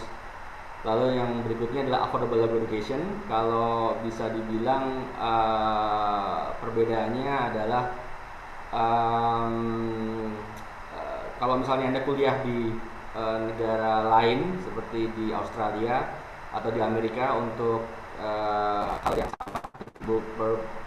bachelor program yang sama, itu nanti Anda harus belajar untuk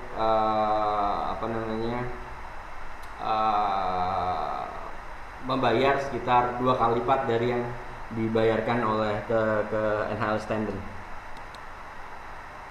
Oke, thinking seperti yang bilang tadi, sebagai tepatnya itu adalah empathize, define, ideate, prototype, and test. Jadi mereka mengaplikasikan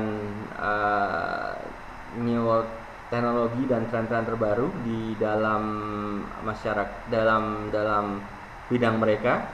Lalu juga interdisciplinary dan interkultural. Kalau interkultural itu gampang ya, sudah ada bilang tadi, interkultural itu dia mempunyai berbagai macam negara dan juga dari berbagai bisa exchange atau student di berbagai negara juga.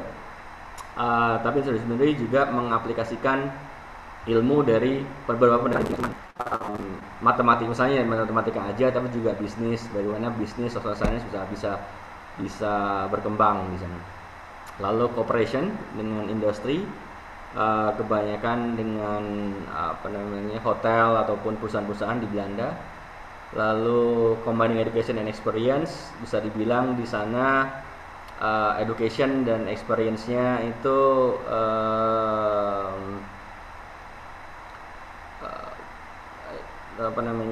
education experience itu bisa dibilang nggak cuma hanya di dalam kelas saja, tapi kalian juga internship, juga bisa student exchange, dan mereka coba untuk mengaplikasikan apa yang ada di real life kepada experience dari tiap-tiap mahasiswa dari NHS Standard sendiri, dari kami sendiri. Terus lalu small groups, itu kelas paling banter dari 20-30 orang per kelas. Lalu juga choose your own learning path, jadi bisa mendapatkan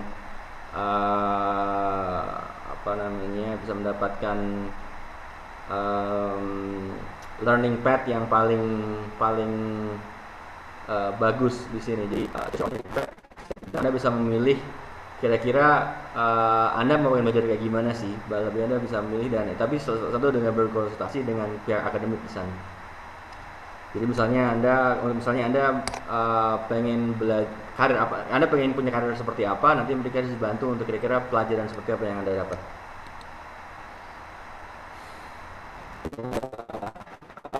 Leo ada 4 kampus di Belanda, Leeuwarden, Groningen, Maple, Emmen.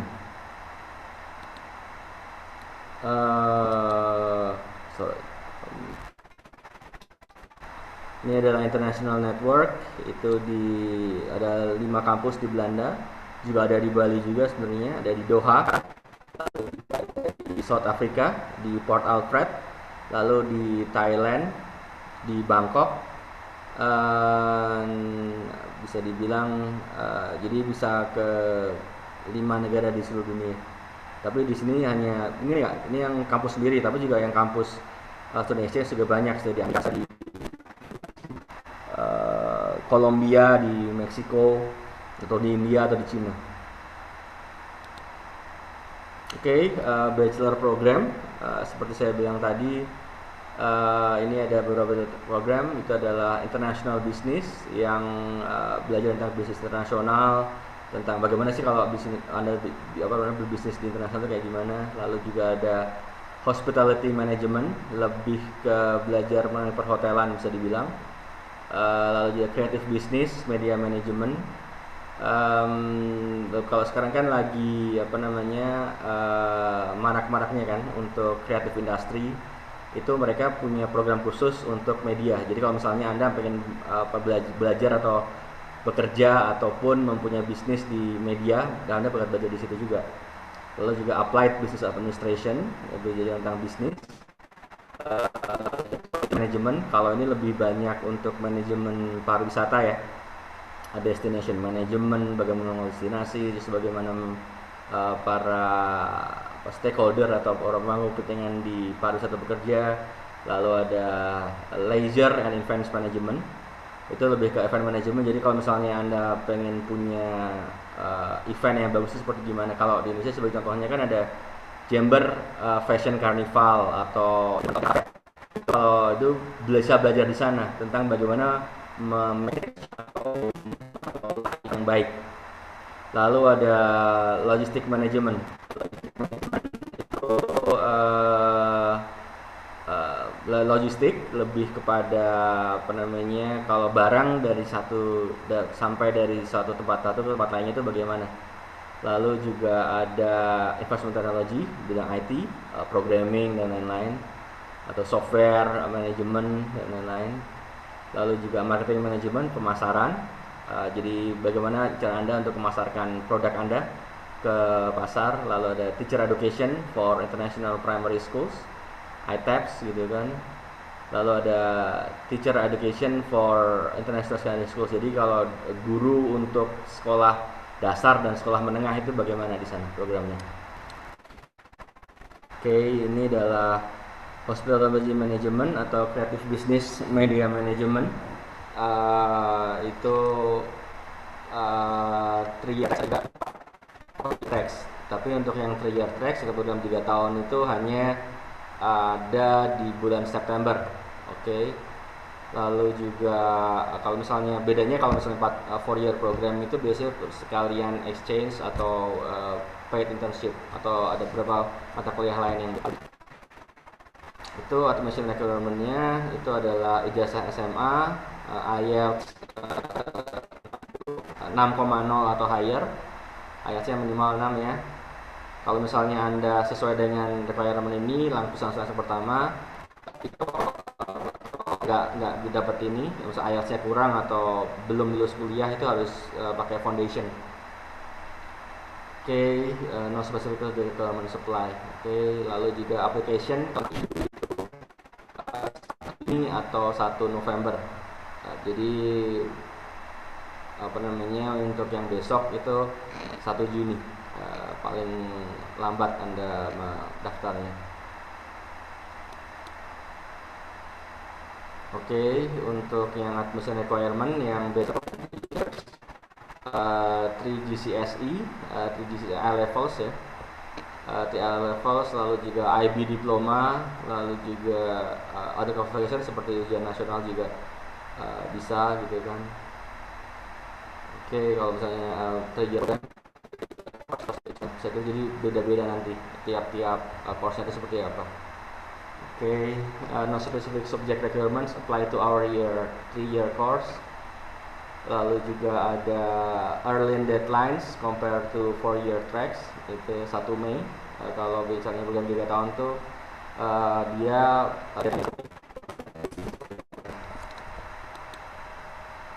Oke, untuk visa ada sponsornya biasanya dari NHS Tandon, prosedur melalui universitas. Jadi visanya biasanya 2-3 minggu lah gitu kan. Terus 11.000 visa untuk yang deposit fee-nya. Application fee-nya itu sekitar 104 euro.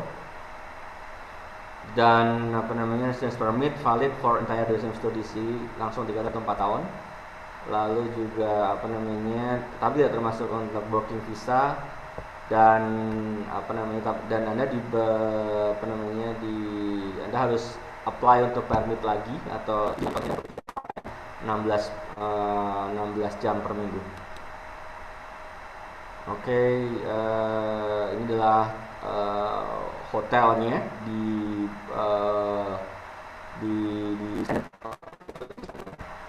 lalu juga apa namanya, 36 kamar, ada restorannya gitu kan, restorannya dari Michelin star chef, former star chef Albert Koy, jadi bisa dibilang universitas fine dining. Lalu ada cafe bar atau coffee shop, lalu ada conference facilities, bisa bilang misalnya mau ada konferensi di sana juga bisa, ada event office, apa namanya, event belajar sebenarnya kayak gimana. Oke, lalu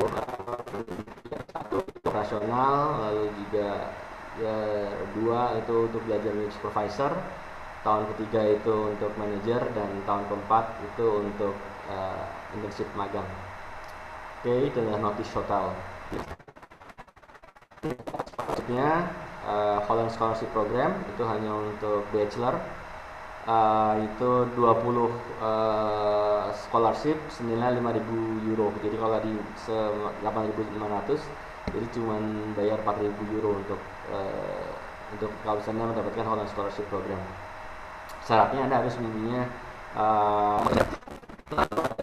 NHL Standard, Extensive Scholarship, Performance Based Progression Scholarship, itu biasanya di tahun Base Performance Students tahun pertama dan kedua. Jadi tergantung, misalnya kalau Anda pinter, GPA-nya bagus, Anda bisa mendapatkan hal ini. Value-nya Oke, largest NHL student campus in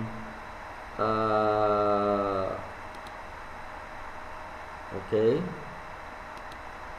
ini adalah studi in largest NHL student campus in di sekitar Leeuwarden. Ini adalah juga apa namanya,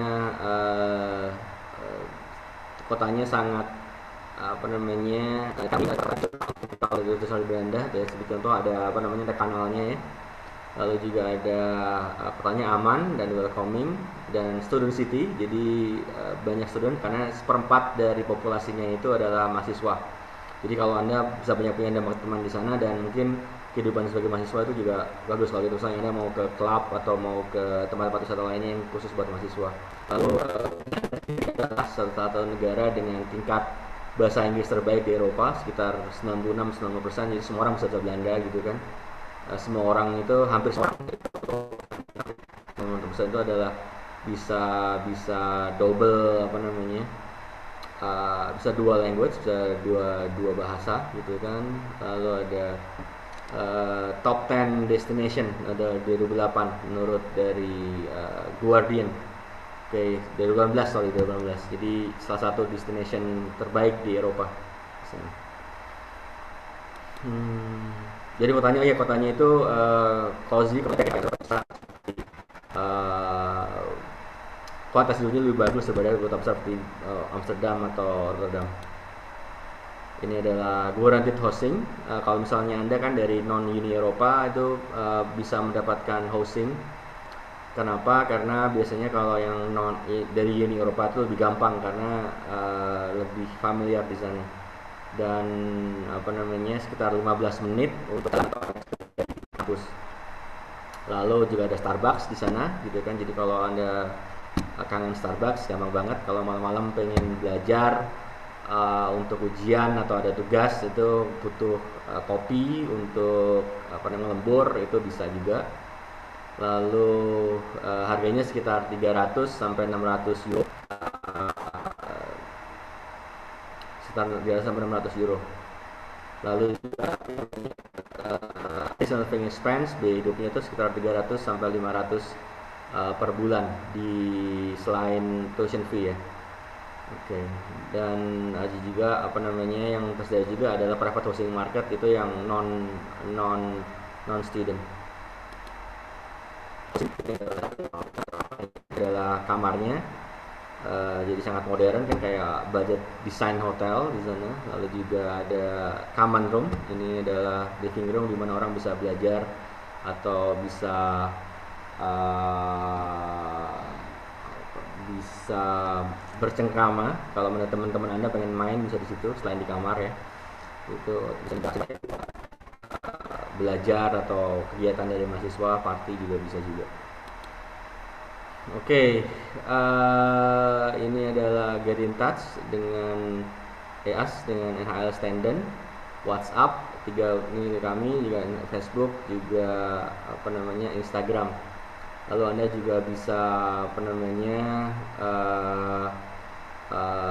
download dari majalahnya, itu adalah di sini. Ada pertanyaan?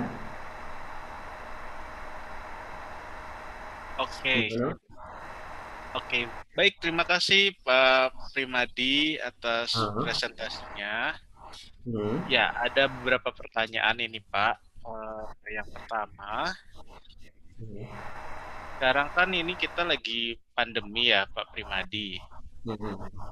Itu dari NHL sendiri, tindakan atau kebijakannya untuk pandemi itu seperti apa Pak? Apakah sekarang semua pembelajaran itu online?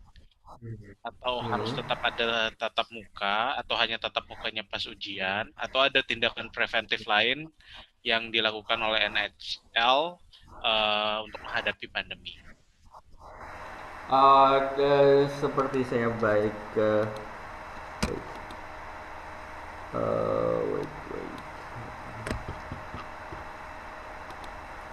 Ini seperti saya bilang tadi. Oke, jadi untuk selama pandemi ini apa namanya dari NHL Standen selalu apa namanya sejak tahun September 2020 itu blending antara offline atau online learning, dan juga mendapatkan extra attention di sana. Jadi mereka mendapatkan bisa dibilang perhatian dari luar Belanda ya. Jadinya kalau misalnya kalau takut apa-apa mereka dikasih perhatian. Lalu juga perbedaannya kalau training itu nggak bisa ke berbagai macam negara gitu sih, tapi juga misalnya hanya di Belanda aja gitu kan, ataupun hanya online aja remote-nya. Lalu ada apa namanya, ada CSI-nya, Hygiene, Safety, and Capacity Management. Capacity Management misalnya kelasnya itu biasanya diisi 20 orang, itu bisa diisi separuh atau seperempatnya tergantung. Terus strict policies itu apa namanya, ada kalau misalnya dia yang melanggar peraturan itu juga ada sanksi yang ketat di sana. Itu sih kalau dari kami. Oke, berarti memang udah ada preventive action ya Pak ya dari universitas untuk menghadapi situasi pandemi sekarang ini. Baik, untuk pertanyaan berikutnya Pak Primadi. Ini misalnya ini untuk program masternya Pak.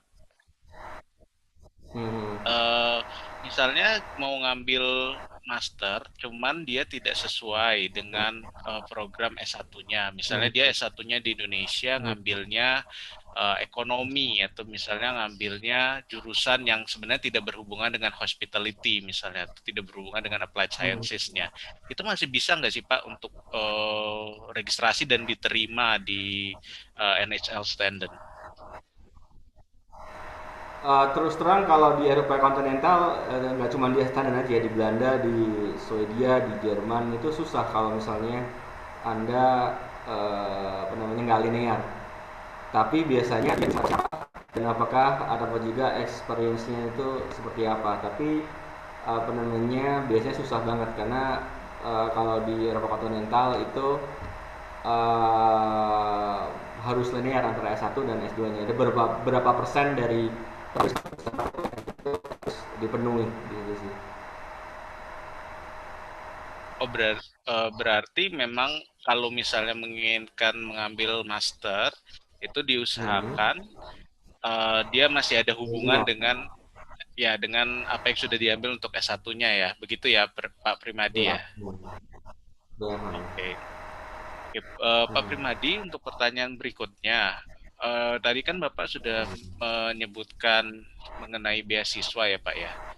Itu kemungkinan atau probability seseorang untuk diterima beasiswa itu besar nggak sih Pak? Atau misalnya persentase, misalnya per tahun yang apply ada 1.000, terus yang diterima cuma 10 gitu. Seberapa besar sih Pak seseorang atau mahasiswa atau mahasiswi atau calon mahasiswa atau mahasiswi bisa mendapatkan beasiswa tersebut Pak? Ada nggak sih kira-kira data atau informasi mengenai hal tersebut? Saya kurang tahu datanya ya kalau yang ini terus terang, karena beasiswa sangat-sangat kompetitif dan banyak orang yang pengen masuk ke NAL standar itu sendiri. Ribu mahasiswa yang masuk pengen apply beasiswanya terus terang. Bagian yang bagian yang mengurusi hal tersebut nanti saya berikan lagi. Oke, baik. Pertanyaan berikutnya, ini nanti misalnya buat mahasiswa atau mahasiswi yang sudah diterima di SRL Standard itu nanti pas dia baru sampai itu nanti bakal diurus atau bakal ada guidance nggak sih dari universitas, misalnya 2 minggu pertama atau berapa, apalagi kan sekarang kondisinya juga masih pandemik nih. Ada sih biasanya orientation week itu seminggu 2 minggu sebelum sebelum masuk di sana. Oh, berarti memang nanti biasanya new students bakalan ada yang menghandle di situ ya Pak ya, dari pihak universitas berarti. Ada yang mungkin definisinya kalau di Indonesia kan menghandle tuh bener-bener membantu, tapi ya kalau di sini ada yang memberikan arahan aja kalau dari Belanda gitu. Baik. Mungkin kalau expect kayak di Indonesia harus bantuin itu kayaknya enggak, tapi kalau yang guidance aja iya sih, itu harus bagaimananya. Terus peraturannya kayak gimana, terus sesinya kayak gimana, itu pasti ada gitu sih.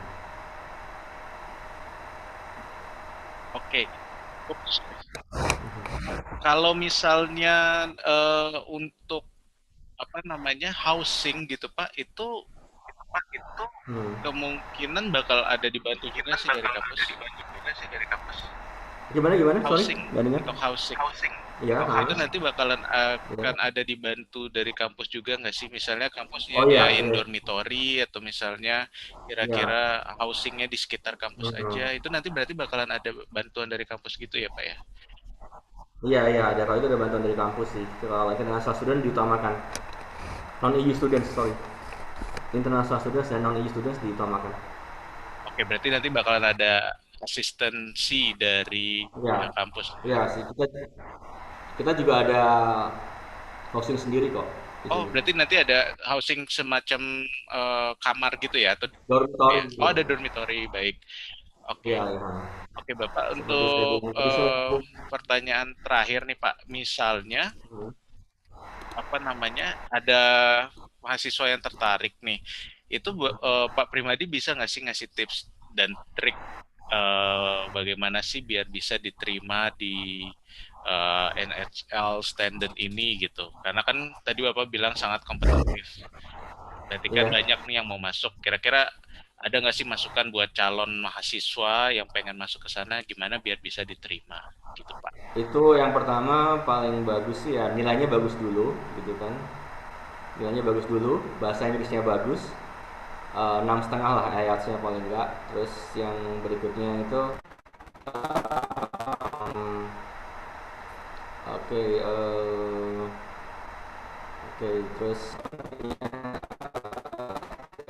terus juga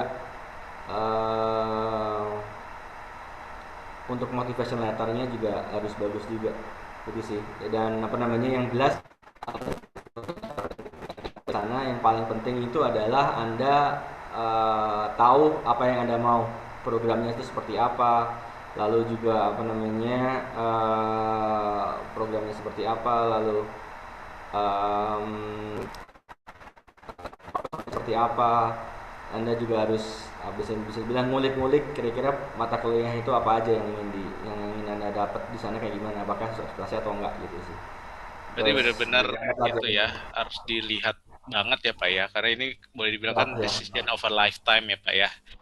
Jadi iya, bakal iya. sangat berpengaruh buat masa depan si calon mahasiswa. Cuman ya preparation atau persiapannya memang harus matang, harus nilainya harus bagus, bahasa Inggrisnya harus bagus, karena seperti Pak Primadi bilang tadi, memang highly kompetitif orang-orang yang mau masuk ke NHL standard ini. Oke Pak Iya. Primadi, terima kasih banyak atas waktu dan presentasinya.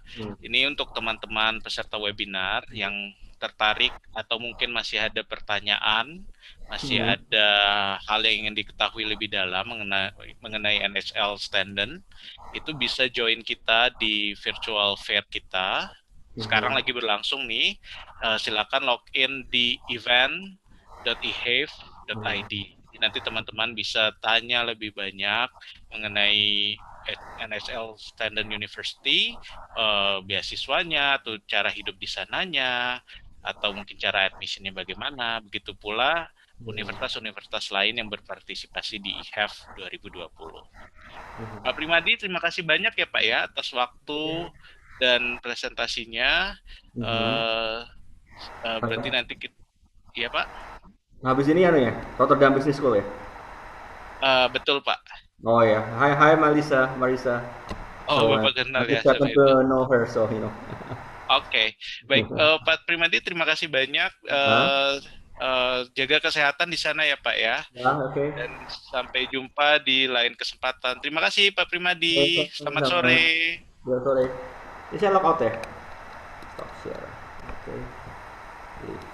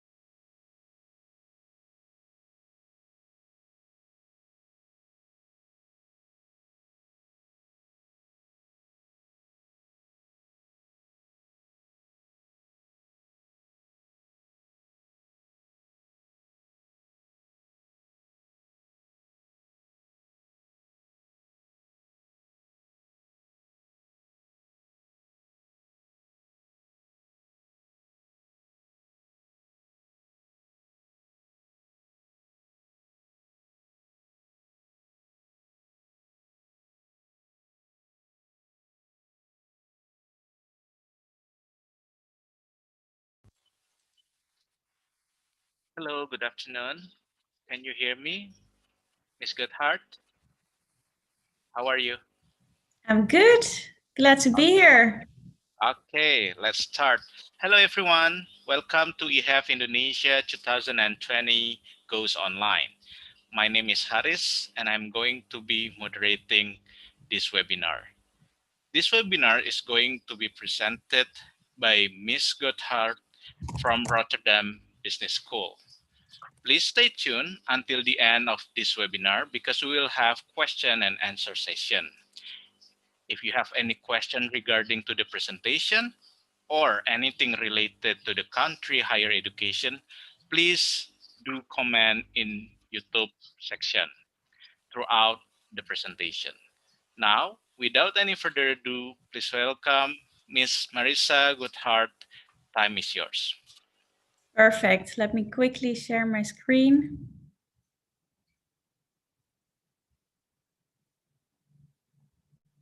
All right. Thank you for joining, everyone. My name is Marissa. I am one of the representatives at RBS. And today I'll be sharing something about our business school and about the programs that we offer. So let's take a look.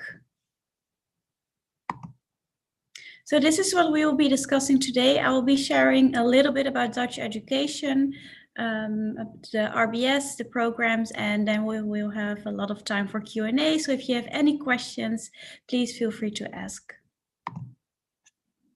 In the Netherlands, there are two types of universities. You might already be aware of this, but just as a little refresher, I'm explaining them very quickly. There are universities of applied sciences and research universities. Both universities are really good, but it's really about finding the best fit for you and really about thinking, okay, what sort of education fits my learning style best? Universities of Applied Sciences are in general 4-year programs. There is a mandatory internship included, and it's very hands-on and very profession-oriented. So that means a lot of group work, that means company visits, internship. So it's very practical. And if you were to study at a research university, it would be more research and more academically oriented. So that means more individual work and really delving deeper into the theory. And also in general, the bachelor program at a research university is 3 years. RBS is part of Rotterdam University of Applied Sciences, and it's actually one of the bigger universities in the country, but we have separate locations for the bachelors and for the masters. So in that way, you don't feel like you're part of this massive university. We are located in Rotterdam. I'm not sure if some of you have actually visited the Netherlands and visited Rotterdam, but Rotterdam is the second biggest city in the country, and it's actually Europe's largest port city. So we are the city with Europe's largest port, and that creates a lot of opportunities for our students when it comes to finding a part-time job or finding an internship or even a full-time job after graduation. And besides that, Rotterdam is a very international, very multicultural city. We have people here from over 170 different nationalities. So that creates a really nice dynamic vibe. And also really a certain openness towards international students, which is really important because there's a lot of difference within countries and between cities in terms of how open they are and how welcoming they are towards international students. And it's really important to realize because you need to choose an environment that is supporting you, that is something where you can thrive, where you can feel comfortable, and where you can actively take part in society, since studying abroad is not only about studying. Within RBS, we have 30% international students, and they come from over 60 different countries. So that creates a really nice, dynamic, really good international environment.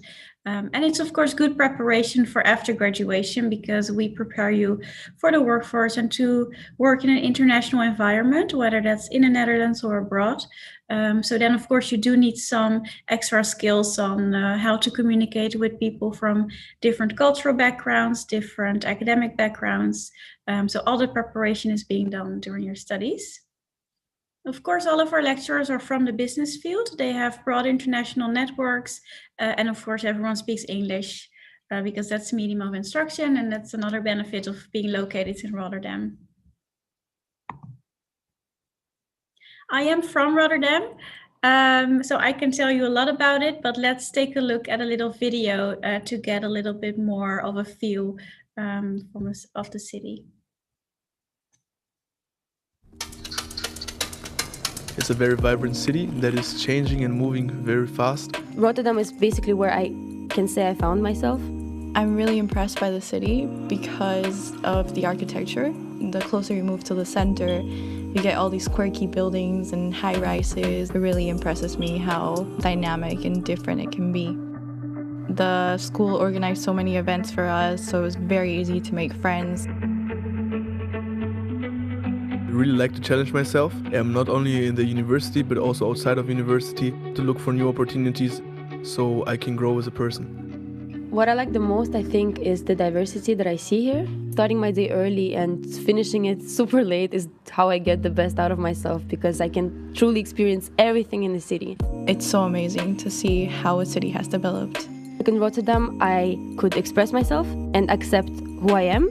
I very quickly found people that share the same interests, and luckily we've created a nice group of friends. The speed of the city really suits my personality. There's a lot of opportunities here in Rotterdam. Really is an amazing place to live. I feel like every day is rich, every single day.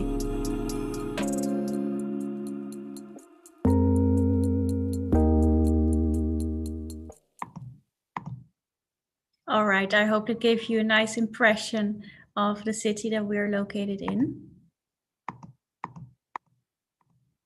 This is an overview of where everything is located. So for the business school, for the masters and the bachelors, we have two separate locations. The masters are located in the east at the Kralingse Zoom campus, and the bachelors are located in the south at the Postumalaan campus. And both locations are about a 10-minute bike ride from the city center, and the dormitories are right in the middle. So it's around a 10-minute bike ride from the dormitories to one of the locations. We do have dormitories for our international students, but there's not enough rooms for everyone. So that's always why it's on a first come, first served basis. Housing registration usually opens around mid-May for the September intake. And we always send an email out to everyone who applied saying the exact time and the exact date that the registration will open. So make sure to check that out. International business is what it's all about at RBS. Let's take a look at the bachelor program. As fast as the speed of light. Right place, right time. Captain of efficiency. Your vision is clear. Beat the competition. King of marketing. Building commercial bridges between cultures. The world is your arena. Master of trade. Improving things for the better. Thinking outside the box. Leader of innovation. Are you born for business? Start your career in international business. Your journey starts here.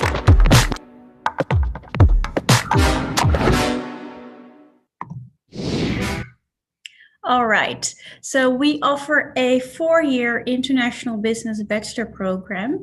And the first year is a little bit different to what you might have heard from other students who started last year, because the first year is actually the same for all students. And so you can expect subjects like finance and accounting, logistics, marketing, just a really nice introduction into the 4 specializations that you can choose from in the second year. The second year is also a bit more practical, more group work, more company visits and company assignments. In the third year, there's a mandatory internship included, which you can do in the Netherlands or abroad. And in the fourth year, there's an exchange program. There are around 100 partner universities across the world that you can choose from.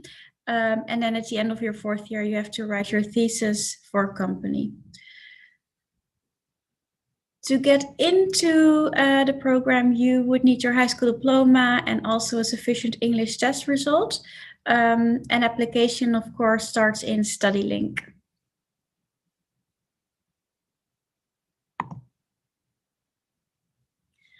all international students will get Dutch in their program, but besides Dutch, it is actually possible to choose an additional language. There are 6 other languages that you can choose from, since you cannot choose your native language.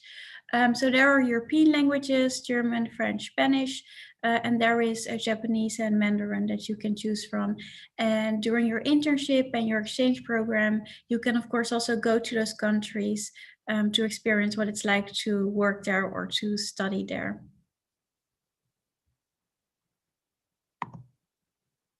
We also offer a few master programs. Let's first take a look at the business master programs that we offer.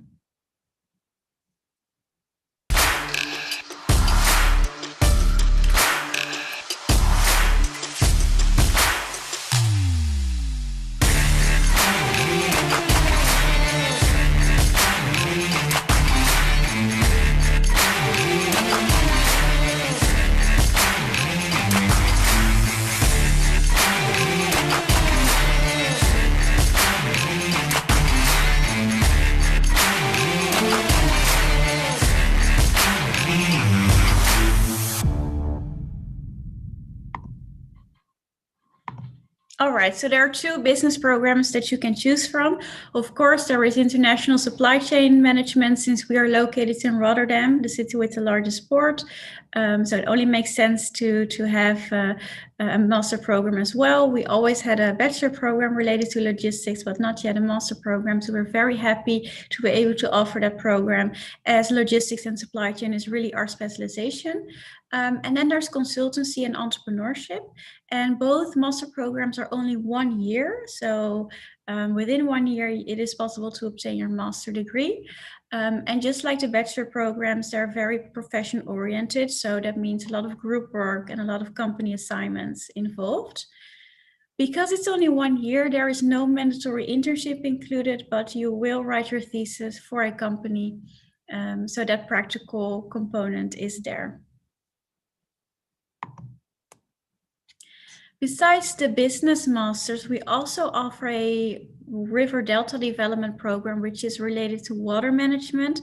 Of course, being located in the Netherlands, who are experts when it comes to river delta management and development, we're very happy with this program. And it is a joint program, so we offer it together with HC University of Applied Sciences and VHL University of Applied Sciences. And just like the business masters, it's also very profession oriented, very practical. So a lot of group work involved. It's a bit longer than the business masters. It's 1.5 years. And each part is studied at a different university. So you start at HC, you go to VHL, and you end your program in Rotterdam. When it comes to admission requirements for the business masters, you would need a business-related bachelor degree and, of course, a sufficient English test result. For the business masters, if you have a different degree, for example, in engineering or something else, then it is possible to do one of the foundation programs as a basis, as a foundation to start directly with the master. And the admission requirements for River Delta, you would need a related bachelor degree, so that can be related to environmental sciences or built environment, and of course also sufficient English test results. In terms of finances, this is what you can expect. So besides the tuition fee, it is around 800 to 1,000 euros per month that you will spend on rent, groceries, going out. Of course, it depends a little bit on how you spend your money. If you're going to going out for dinner every day, then it's very different, of course. But you will probably do groceries and cook for yourself or with your roommates. Yeah, so this is what you can expect in terms of finances. A lot of our students have part-time jobs. As a non-EU student, you are allowed to work 16 hours per week max. So that's 2 days. And of course, being located in Rotterdam, we are literally surrounded by companies. So most of our students work in retail or in a restaurant or in a cafe, because being located in Rotterdam means that in a lot of restaurants and cafes and retail it's no longer necessary to speak Dutch. So that's really convenient. Of course, especially for the bachelors in the beginning, we don't recommend you to start with a job right away, because everything is new. So give yourself some time to get used to that. But definitely after the first semester or after the first year, you can see if you can find a part-time job. As I mentioned in the beginning, studying in Rotterdam does not only mean studying. It's also a really nice city to have a nice social life and to maybe join a club or join sports. We share our master location with Erasmus University, which is a research university. And we share their sports center. So for only I believe it's now 200 euros a year, you can make unlimited use of the sports facilities, whether that's taking part in group classes or joining one of the 20 sport clubs that they have. So that's always really nice to join. Besides joining sports, you can also join RISA, the Rotterdam International Student Association. They organize a lot of nice events throughout the year. So that's really nice workshops, but also pub quizzes or movie nights. So especially now, since everything is online, it's really nice that they continue organizing a lot of nice events, just to make sure that we maintain our strong international community that we have at RBS. Yeah. Let's see what else. So every year we have a new team of student ambassadors. They are always here to help out during introduction week, or if you have any questions during your program, whether that is about the program or about student life, or just a random question on where can I find a bike. They're very easily reachable via Instagram or Facebook. So if you have any questions after the presentation, please feel free to reach out to them. Besides the student ambassadors, we also work with peer coaches. We have mentors. So we have a really nice support system here for our students, especially now that everything is online. We want to make sure that everyone is still doing okay and does not feel alone or feel homesick. So that's actually also why for the bachelors, of course, most of our education is online, but there are some in-person classes for the first years. Because everything is new, so we want to make sure that you are able to at least meet your classmates and meet your lecturers in person. Of course, I'm not really sure yet how that's going to be for the February intake, because in February we have another intake with the master programs. So I'm not entirely sure what that's going to look like. But yeah, let's just hope that next year it will be a little bit better, and especially for the September intake, that we'll be able to hopefully see each other in person again.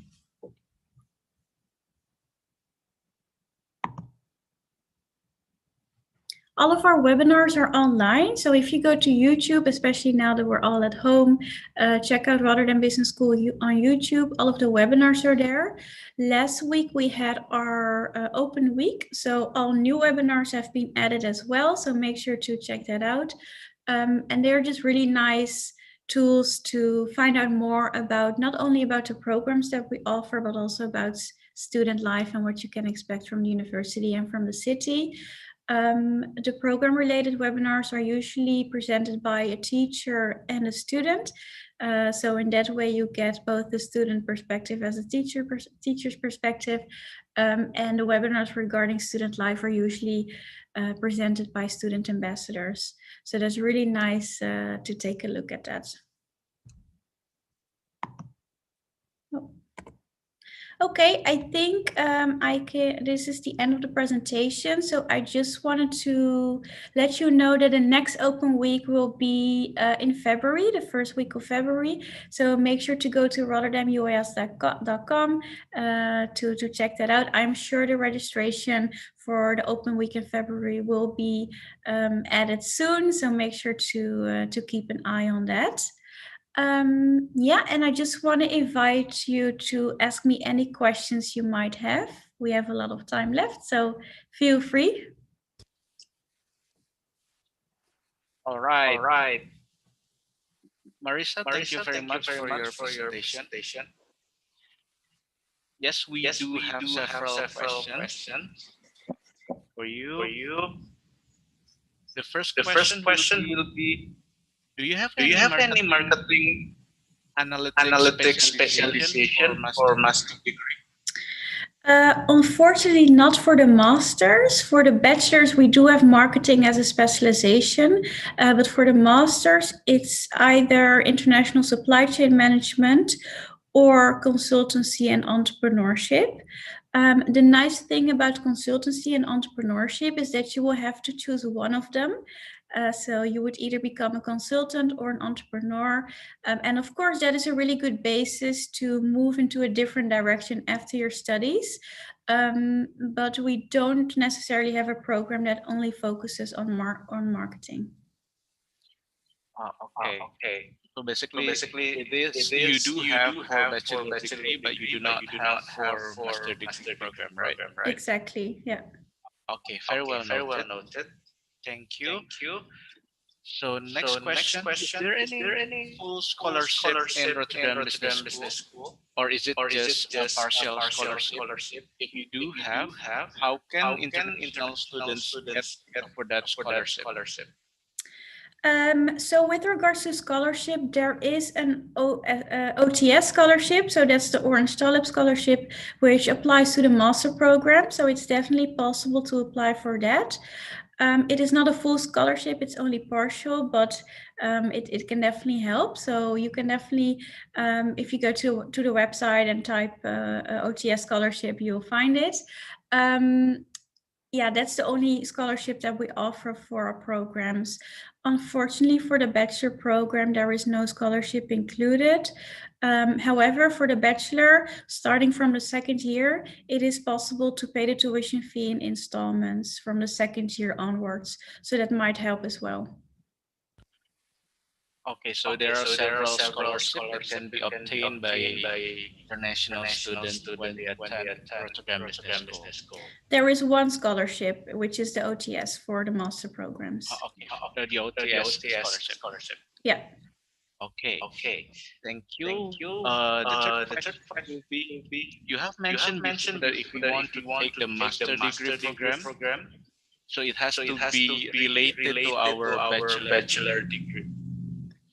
So if you want to start directly with one of the master programs, it needs to be a business related bachelor degree. However, we do have two foundation programs. There is one that is 6 months and there's one that is 12 months.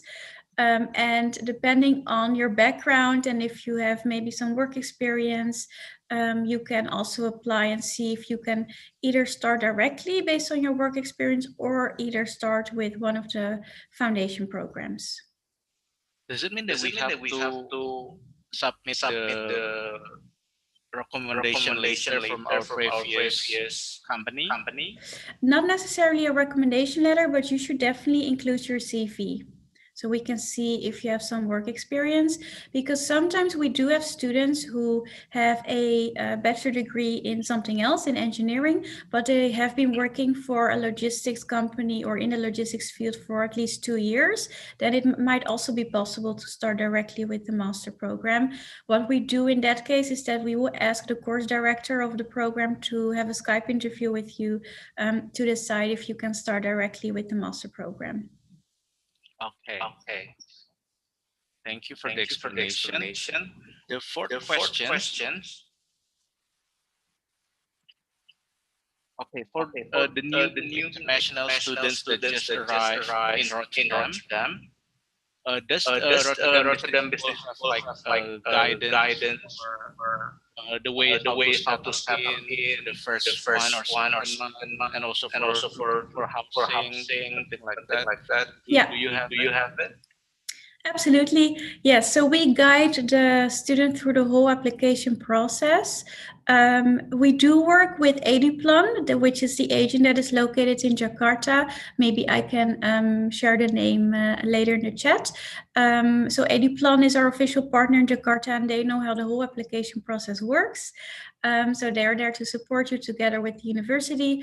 But when it comes to introduction, usually, so when it's normal times, not like this, we have our introduction week in mid-August, and we also offer a pickup service from Schiphol Airport and Rotterdam Central Station. So we can actually pick you up with a bus from Schiphol Airport in Amsterdam and drive you to the dormitory in Rotterdam. So that's always really nice because you can immediately already make friends, because it's always a nice group of students who make use of the pickup service. And the pickup service is usually guided by current students and student ambassadors, so they know how it all works. And after that, we have a really nice program where we have a big presentation at the university. There are a lot of social events and parties going on, but also really nice, useful meetings with, for example, we invite the municipality of Rotterdam to come to the university to register you as a Rotterdam citizen. The immigration office is always there to give you your residence permit. We always have a nice info market where insurance companies there are banks to open a bank account. So yeah, we really have a nice warm welcome starting from mid-August. So let's hope that we can do that again next September. Awesome. That's a very complete guidance from the university to the new students. How about after we graduate, or if we are in the last year of our master or bachelor degree, do you have like a career center to help those students in order to get job after they get graduated? Yeah, so what we do is it's just really nice to, as a University of Applied Sciences, especially as a business school, to be located in Rotterdam. Rotterdam is really a nice business city. And I mean, there are so many big multinationals, but also a lot of startups and SMEs located in Rotterdam. And because of the profession-oriented approach during the bachelor program and the master program, you will already have a really nice network of companies to make use of after graduation. Also, of course, because of the internship, but also because of all the company visits and assignments, and also because of all the events that are going on where companies are actually coming to the university to talk to our students. You have a lot of contacts after graduation to make use of when you're looking for a full-time job. So we will provide you with the skills and tools and knowledge and contacts that you need to find a job. Also, this applies to all Dutch universities. After successful completion of your bachelor or master degree, you are allowed to stay in the Netherlands for 1 more year to look for a job. Okay, so there will be an extension of a year for the students to look for a job in the Netherlands. Yeah. Or in the European Union. Or in the Schengen area, which is most of the European Union. Yeah. Okay, and the university will also help those students to get like direction or guidance. We can definitely help you out. It's not like we hand you a job after graduation, but we do give you the tools that you need to find a job. Okay, Marissa, maybe you know that Netherlands is one of the main destinations for Indonesian students to continue their study. Yeah. For bachelor, for master, and also for PhD. Do you have any advice or recommendations for us as Indonesian students when we start studying in the Netherlands? Maybe the culture or the behavior of study there is unique or different with other countries. Yeah. So that's a really good question. And that's also something we really focus on during introduction week, to make sure that our students know what is expected of them when they are in the classroom. And something that we hear a lot from our students is that the culture is very different from what they are used to. So, but yeah, that applies to a lot of Dutch universities. But what we ask of our students is that they are proactive, that they ask questions, that they go into discussion with their classmates or with their teacher. You know, I mean, if you don't agree with someone, please feel free to add your own opinion and to share your view on the topic. As long as you do that in a respectful manner, then that's all good, because we really want to have discussions in the classroom. We please ask questions, share your opinion, and that is just really something that our students need to get used to, because it's very different from what they are used to in their home country, especially when they come from a country located in Southeast Asia. So that's something we really focus on also during introduction week and also throughout the whole year. To make sure that everyone knows what is expected of them, because that can already illuminate a lot of problems. If you already explain that in the beginning, then students know, what kind of expectations we have from them. Also, I mentioned the support system that we have in Rotterdam.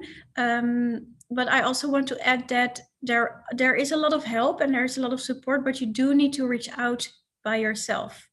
So if you want to talk to one of the counselors, or if you want to talk to one of the peer coaches, you need to reach out and make an appointment, which is also something that some students need to get used to. So yeah, those are the two things that I wanted to address. Okay, so basically there are several differences between what happened in Indonesia, what we are doing in Indonesia, and what you are usually doing in the Netherlands, that we have to adapt as the students from abroad, right? Yeah, that's correct. And of course, we have a very international classroom. We have people from all over the world, not only Southeast Asia, but also the whole of Europe, the Russian-speaking countries, the Baltics, the States, and Latin America. So there are so many different cultures that we can learn from and that we need to take into account. So so it might be a little bit scary in the beginning because you're new, but everyone is new, everyone is a little bit scared, and we really do our best to offer support and to also organize a lot of workshops and events throughout the year, not only during introduction. So actually it's a place to learn. Exactly. All right. Okay, we still have one more question for you, Marissa. Right now during the pandemic, during the COVID condition, we know that maybe change a little bit or the way education will be in the future. Is there any different from business school that you usually get before the pandemic and after the pandemic? Not only about online classes, but also maybe something else that is new from Rotterdam Business. Yeah, it's a bit difficult to say. What I can say is that we got a lot of feedback on how fast RBS moved to online. Our students didn't miss any classes. Everything just went online. So yeah, I'm really happy to hear that from our students, because that is of course something that we were a bit worried about, especially in September, because September is the biggest intake where all programs start. And I think something that has been going on now is that there's even more emphasis on student welfare. So that is really a positive thing coming from this whole situation that we will take away with us also after the Corona crisis. We already focused a lot on student welfare, but that only got a boost after this whole situation. So yeah, that is something that has improved for the better. So we will definitely take that with us after the crisis. Okay, on a small note, do we need a quarantine when we arrive in the Netherlands right now? I'm sorry? Do we need quarantine due to the pandemic? When you arrive now, I think there is a quarantine period. I think it's for most countries, it's around 10 days to 14 days. So yeah, that's also why the September intake started online, because of course not everyone, especially from outside of the EU, was able to travel here. But I think that's still the case. And you don't know what's going to happen when the vaccine is here. But I think for now there's still a quarantine period. Yes. So let's hope that next year or the next intake we will have the vaccine ready, so we can go back to normal without any quarantine. Exactly. Yeah. The Fingers students crossed. can go directly to Rotterdam to attend the classes. Yeah. Okay, Marisa, thank you very much for your help and also for your presentation. I believe your explanation has helped a lot of webinars participants to understand more about Rotterdam Business School.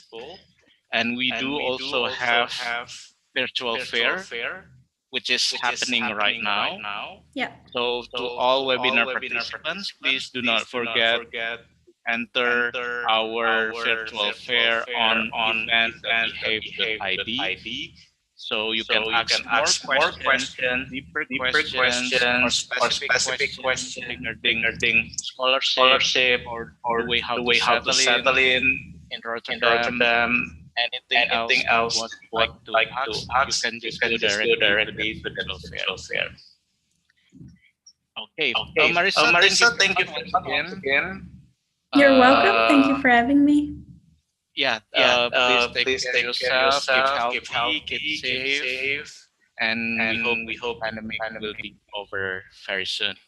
Thank you very Definitely. much. Thank you so Bye much. bye. Enjoy the fair, everyone. Bye.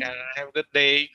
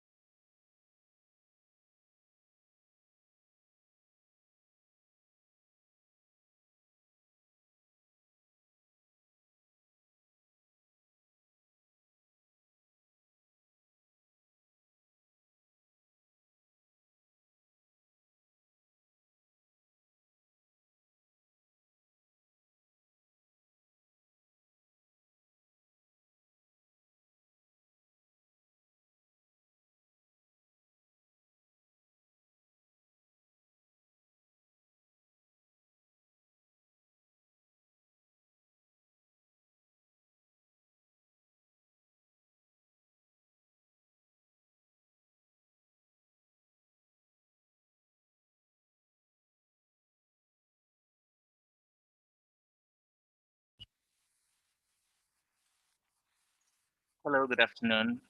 Can you hear me? Hi, Dapna. How are you? Hi, good, Harris. You? I'm very good. Thank you very much. Okay, Excellent. let's get started.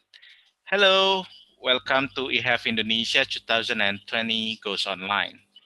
My name is Haris, and I'm going to be moderating this webinar. This webinar is going to be presented by Dapna from Utrecht University. Please stay tuned until the end of this presentation because we will have question and answer session. If you have any question regarding the presentation or country's higher education, please give any questions in YouTube's comment anytime throughout the presentation. Now, without any further ado, please welcome Dapna to deliver her presentation. Dapna, time is yours. Thank you so much, Harris. I'm sharing my screen. So if you could just, oops, 1 second, let me know. I'm assuming you can all see the screen. Yes, perfect. Wonderful. So hi, everyone. My name is Daphna Berger, and I am an international marketing and recruitment advisor for Utrecht University in the Netherlands. Utrecht is always very interesting to pronounce with the hard G that we have going on. And I'm here to tell you all about studying at our lovely university.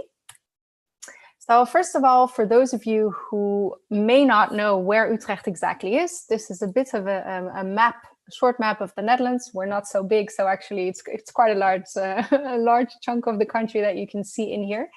And as you can see here, which is really in the center of the country in red, this is us, it's Utrecht. Very centrally located, as you can see, only 25 minutes away from Amsterdam, our capital, where also the airport is, Schiphol.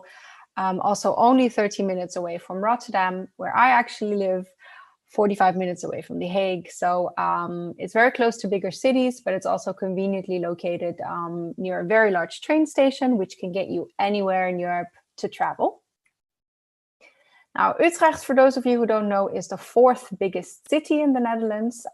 It was founded many, many years ago, actually, by Romans. So it's a lovely mix, as you can see here on the photo, of very old architecture, but also very modern architecture. And this is, I think, why a lot of students enjoy the city, because no matter if you're a fan of more modern things or more ancient things, you can really find whatever suits you in there.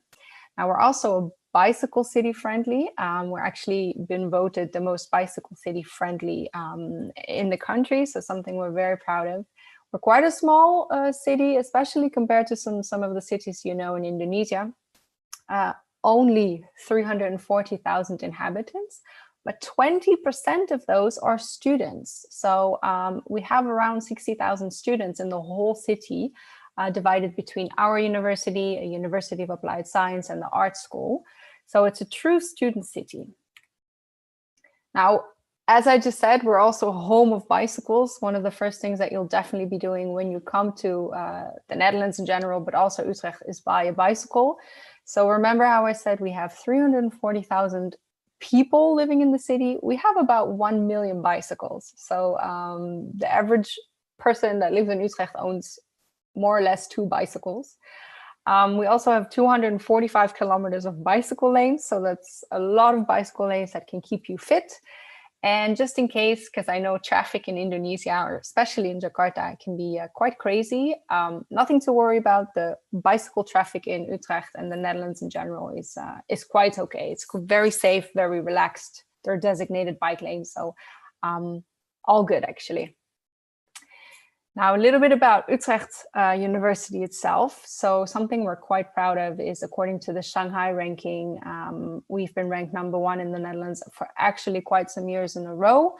This year as well, #1 in the Netherlands of all the Dutch universities, number 14 in Europe, and number 52 in the world, something we're very proud of.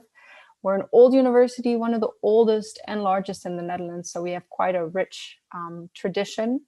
We've been around since 1636.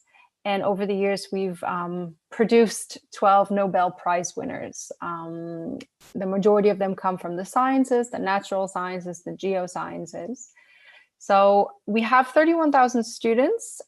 These are bachelor's and master's students, 20,000 more or less bachelor's, 10,000, a little bit more than that, master's students, and 10% international students. So yeah, we're definitely an international university.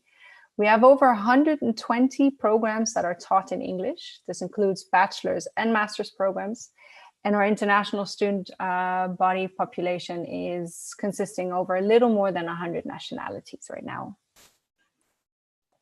So our reputation, we're known, as I mentioned before, to be a top research university. You can see also a little bit here how we rank. So according to the QS rankings, all the rankings are updated this year.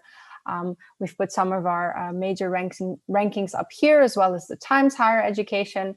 So I think what's also very interesting for you guys to know is that when you look at rankings for the students, that you look at your program that you're interested in, and then you'll be able to find us on the ranking list. So you can see, for example, for Utrecht University, we rank quite well within the geosciences, but also within social and behavioral sciences, life sciences, but also our law program ranks really highly. So something for you to consider, and you can find, of course, all these rankings online. Now, because we're a top research university, we have a direct link to the research. So a lot of our professors that are actually teaching you in the classroom, they are engaged in some type of research. So you're always able to sort of smell a bit of that research firsthand, if I can say so. Now, our master's programs are also an excellent preparation for PhD programs. Of course, it doesn't mean that if you do a master degree in Utrecht that you have to do a PhD program, but it's a good preparation because a large chunk of the programs are focused on doing research or being involved with the research that the professor is doing. We also have a very strong link to the professional field. Many of our professors are also external advisors or consultants, or have some type of link to the business environment. Our university has cutting-edge facilities from labs to medical centers. Our programs are recognized by being flexible, meaning there's always a core curriculum, but there's also flexibility to it that you can choose your own electives or your majors and your minors. This does of course, depend per program, but typically this is a possibility. Our programs are also very interdisciplinary, so you never really study just one topic, but you always look at it compared to other topics as well. The studies are characterized by personal and interactive teaching. There's a lot of student involvement. You will leave Utrecht with a degree and know how to think critical and independent. And something that our university really focuses on is being sustainable. We don't only see this like in certain missions that we do within the university, but it's also really sort of taught within the studies. Now, the university itself also has an active student life because we really appreciate that. Everyone comes, of course, for the academic part. It's really important, but being involved with student associations is actually a big thing in the Netherlands. So if you want a little bit of that Dutch taste of that, you can join a sports center, you can join our cultural center where you can do basically anything you want. If you want to join a singing choir, or you want to learn how to dance or do a yoga course or painting, you can all do that there. And we have over 150 student organizations, international associations like the Indonesian Student Association, as well as ESN. So there's a lot happening on that interaction and student area. Now, for those of you who may not know Utrecht, Utrecht is quite small, as I mentioned before.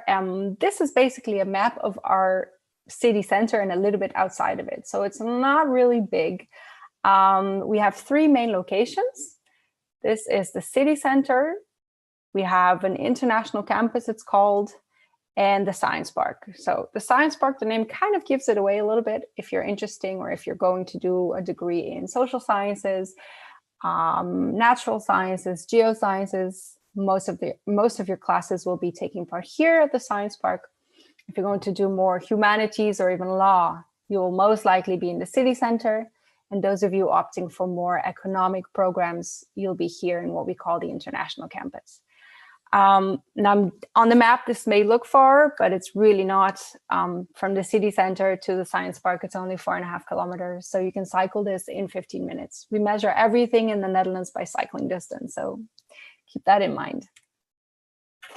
Now, a short overview of our English taught bachelor's programs. We have 12. So a lot of our programs are in humanities, but we also have a great program in pharmaceutical sciences, economics and business economics, global sustainability science, linguistics, literary studies, philosophy, politics, economics. And we have 2 university colleges, which are more focused on the American liberal arts curriculum.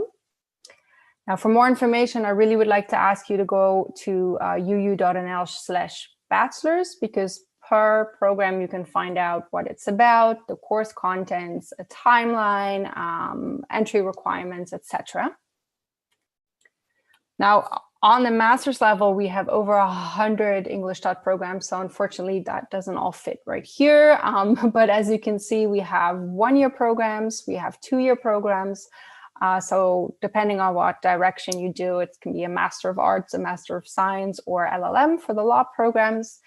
Now, a lot of our programs, it's divided in faculties, so you can find programs in all of these areas. And sometimes within the programs, there's also additional tracks. So if you see anything that you're interested in, hop over to uu.nl/masters, and then you'll be able to see also a little bit what the program consists of, the entry requirements, etc. Now, Young Innovators is a program that you can do if you apply for a master's program and if you feel that you want a little bit of an extra challenge. So it's actually a bit of an honors program on the master's level. So it's 15 credits, and that's basically 2 or 3 courses extra that you can do on top of your master's program. And this is very interesting because you will be part of multidisciplinary teams from different programs. So for example, let's say you're studying history, you can be together with someone that studies a language, someone that does law or economics, and together you're in a group. And you really learn how to research, design, and deliver innovative and sustainable solutions to real-life societal challenges. So what's really nice with this program is that you really see beyond your own discipline. This is not obligated, it's just an option to see that, that there's extra sort of honors programs out there. Now, if you haven't quite made up your mind, or maybe first you want to get to know Utrecht a little bit, we have the Utrecht Summer School, which is actually the largest academic summer school in Europe. We have over 200 courses there. Most of them are taught by professors that also teach at Utrecht University. So there's a very strong bond between the summer school and us. And it's just a great way to get to know Utrecht and Utrecht University. So this is always an option. They have their own website, Utrecht Summer School. You can have a look. Now, some important dates to keep in mind. Every year, and also this year, the application opens. So for this year, it has already opened on October 10th. So I'm guessing you've probably all heard of StudyLink, which is the national application database. So that opens a little bit before that, but our own Utrecht University application opens October 10th. Now, the most important application deadlines for you to keep in mind are between 15th of January and April 1st. Some programs that are a bit more selective, they will have an earlier deadline of mid-January. All other regular non-selective programs have a deadline of April 1st. Now, then you get an offer from us. By June 1st, you need to let us know if you're planning on coming to the university, because this is when we start up the visa process for you. And once that is going, yeah, we hopefully see you in Utrecht soon. And then your classes will start around September 1st. Before the classes start, there will be an introduction week, which is great. You will get to know students from your own program, as well as from your faculty, as well as from other programs and faculty. So it's a great start into getting to know the city, getting to know the university, and making new friends. It's usually a week before September 1st. Now, on to the more practical things, application, admissions, and financial matters. So the admission requirements are different for bachelor's and for master's. And I can also say, probably for those of you who are interested and have researched the Netherlands, you probably know that the admission requirements can differ per program and per university. So it's really up to you to go online and really research well. So on a bachelor level, the admissions requirements are a little bit tough. For Indonesian high school diploma, this actually means that you're not eligible to start, but you need an extra year in university. So you need that, I think it's called Diploma 1 in Indonesia in order to qualify. If, however, you're doing an international oriented degree, like an IB diploma, an A-level, maybe you're attending a German school and you have, you have a German curriculum, then you do qualify. So once your diploma has the same equivalent as a Dutch university entrance degree, you're admissible. Now, for some specific programs, you need specific courses. For example, are you interested in our economics program or our program in PPE? Then we require you to at least take mathematics in your high school. If you want to do, for example, global sustainability science, you will need to show us at least 3 courses like biology, chemistry, physics. Everything is explained on the website, so it's important that you go to the program that you're interested in and have a look. There are some programs that don't have any specific course requirements. So again, online is your best friend. So when you send all of this, when you submit your documents, our admissions office is going to look at it. They say yes or no. And for some programs, there is an additional selection process. For example, pharmaceutical sciences and PPE are selective programs. This means you will also have to pass an interview, or there may be a little test that you have to do online. And then only a bit later, you will get your result from that. Now, of course, one of the things that you also need in order to study with us is an English language test. So I've written here the test that we accept. There are IELTS, TOEFL, Cambridge Advanced English, and Cambridge Proficiency English. So these are the minimum scores. I do know, for example, for programs that are a bit more selective, like pharmaceutical sciences and PPE, the requirements are a little bit higher. So again, go to the website, uu.nl/bachelors/admissions to check that out. Moving on to the master programs, I think it's a little bit easier, pretty straightforward.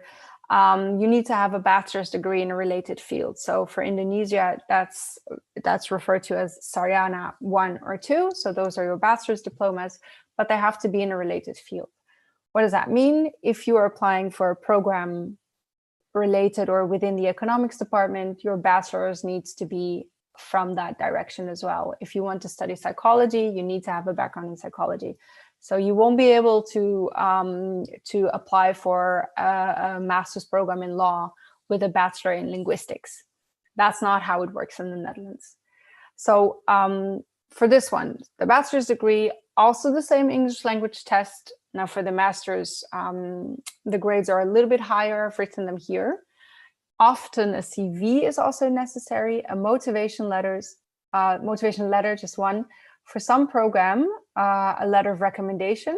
If this is necessary, it will state so on the website. If it's not necessary, it's not stated there, you won't have to submit it. Some programs will want to see an extra writing example. This can just be an essay that you wrote during your bachelor's in English, something like this. More information can also be found here, uu.nl/masters/admissions. And then the application process, which always starts with StudyLink, no matter what Dutch university you apply to. So this is where you put in your enrollment request. Then for us, we work with a system called Osiris. So once we receive your request from StudyLink, we will send you our application system and requirements. You pay the application fee, which is 100 euros with us, upload all your documents.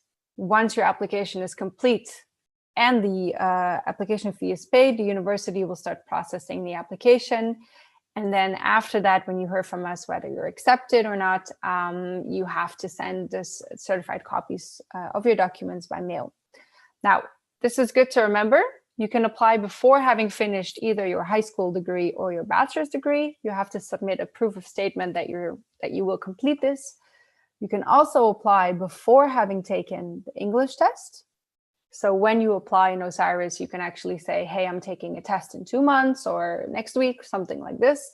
And you can apply for more than one program. You can apply for maximum 4 programs at the same time. So these are good things to keep in mind. Now, finances, obviously also a very important part of your studies. So I've listed the tuition fees here for non-EU students. The top line is the bachelor's, and this differs per program. So this is a big range that I'm giving here. And because we have so many programs, it's really important that you go online to the website, check that program and see what actual tuition fee amount is written there. The bottom row here is for the master's programs. Now, of course, on top of your tuition fees, you also have monthly expenses, living costs, accommodation, insurance, the food, study materials, etc. Now, for Utrecht, we estimate this about 800 to 1,000 per month. Of course, it depends where you live, if you have your own apartment, if you share it, so that depends. Now, work in the Netherlands as a non-EU student can be a bit tricky because you will need an extra visa for that, and you're also bound to a certain amount of hours that you are allowed to work. More information about that can also be found on the website.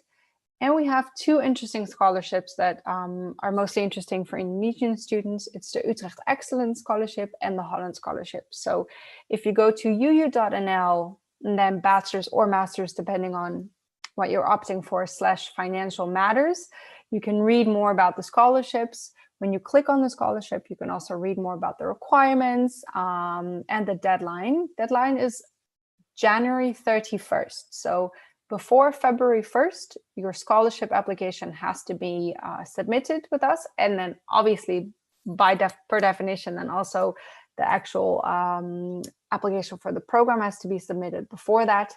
And then usually you hear back from a scholarship in around April. Okay, housing. Unlike other countries in the world, give me 1 second. Okay. 8 more minutes. Yes, thank you, Harris. Unlike other countries in the world, in the Netherlands, it's very uncommon for universities to provide accommodation for their students. We simply don't own our own buildings. However, for Utrecht University, we do try our best to give a lot of information and help during the so-called house hunting period. For example, we have student services and housing officers. We organize webinars. There's an entire website, uu.nl/housing, with tips and tricks on how to find housing. Now, the majority of our students, they find housing on the private market through Facebook or through other pages that advertise housing. We do have a reserved accommodation program. So we do have a partnership with a few housing providers. So every year you are, as an international student, able to register for that. And a chunk of the international students do manage to find housing there. However, it's important to point out that the majority will have to find it by themselves because unfortunately there's not enough housing. So the housing market is tight. Let's see if this goes right. Something that we do have in order to also ease your way into Dutch society, we have a lot of language classes and also cultural classes. So if you want to get to know Dutch or the Dutch, there's quite a few things that you can do. So getting to know the Dutch is a free course that Utrecht offers. It's both language and culture. It's a very basic course, but it gives you enough nice information for you to get started and get settled in the Netherlands. This course actually starts before your arrival to the Netherlands. So when you're still in Indonesia, prepping for everything, you can already start with the course, learn a bit of Dutch, learn a bit of the customs, etc. Then ESN is the Erasmus Student Networks. They have paid courses which are quite cheap, done by volunteer teachers, also very, very good. Oh, sorry about that. We have an international neighbor group, ING, not to be confused with the bank ING. They also offer courses by volunteers. We, of course, have the Utrecht Summer School that I talked to you about earlier that sometimes offer courses. We have Babel, which is our official partner in our language school. They do offer also very in-depth courses. And we have Hoi Holland, which is the app. So there's quite a lot of things that you can do to get to know a bit of Dutch and a bit of the people that are going to be living there with you. Now, this is a little update, obviously unrelated specifically to Utrecht University, but to the situation in general, because we are unfortunately living in a COVID-19 world, and most likely this will not be disappearing anytime soon. So we want to let you know some of the things that we have in place in Utrecht University. So health has always been our first priority from the beginning. So we, like undoubtedly in other universities, as well as you guys in Indonesia, we've gone fully and largely online since the start of the pandemic in March this year.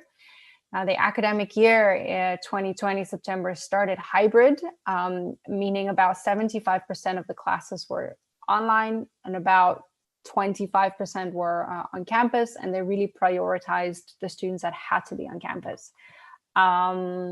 The academic year 2021 is yet unknown, but most likely it will also take place in a hybrid form.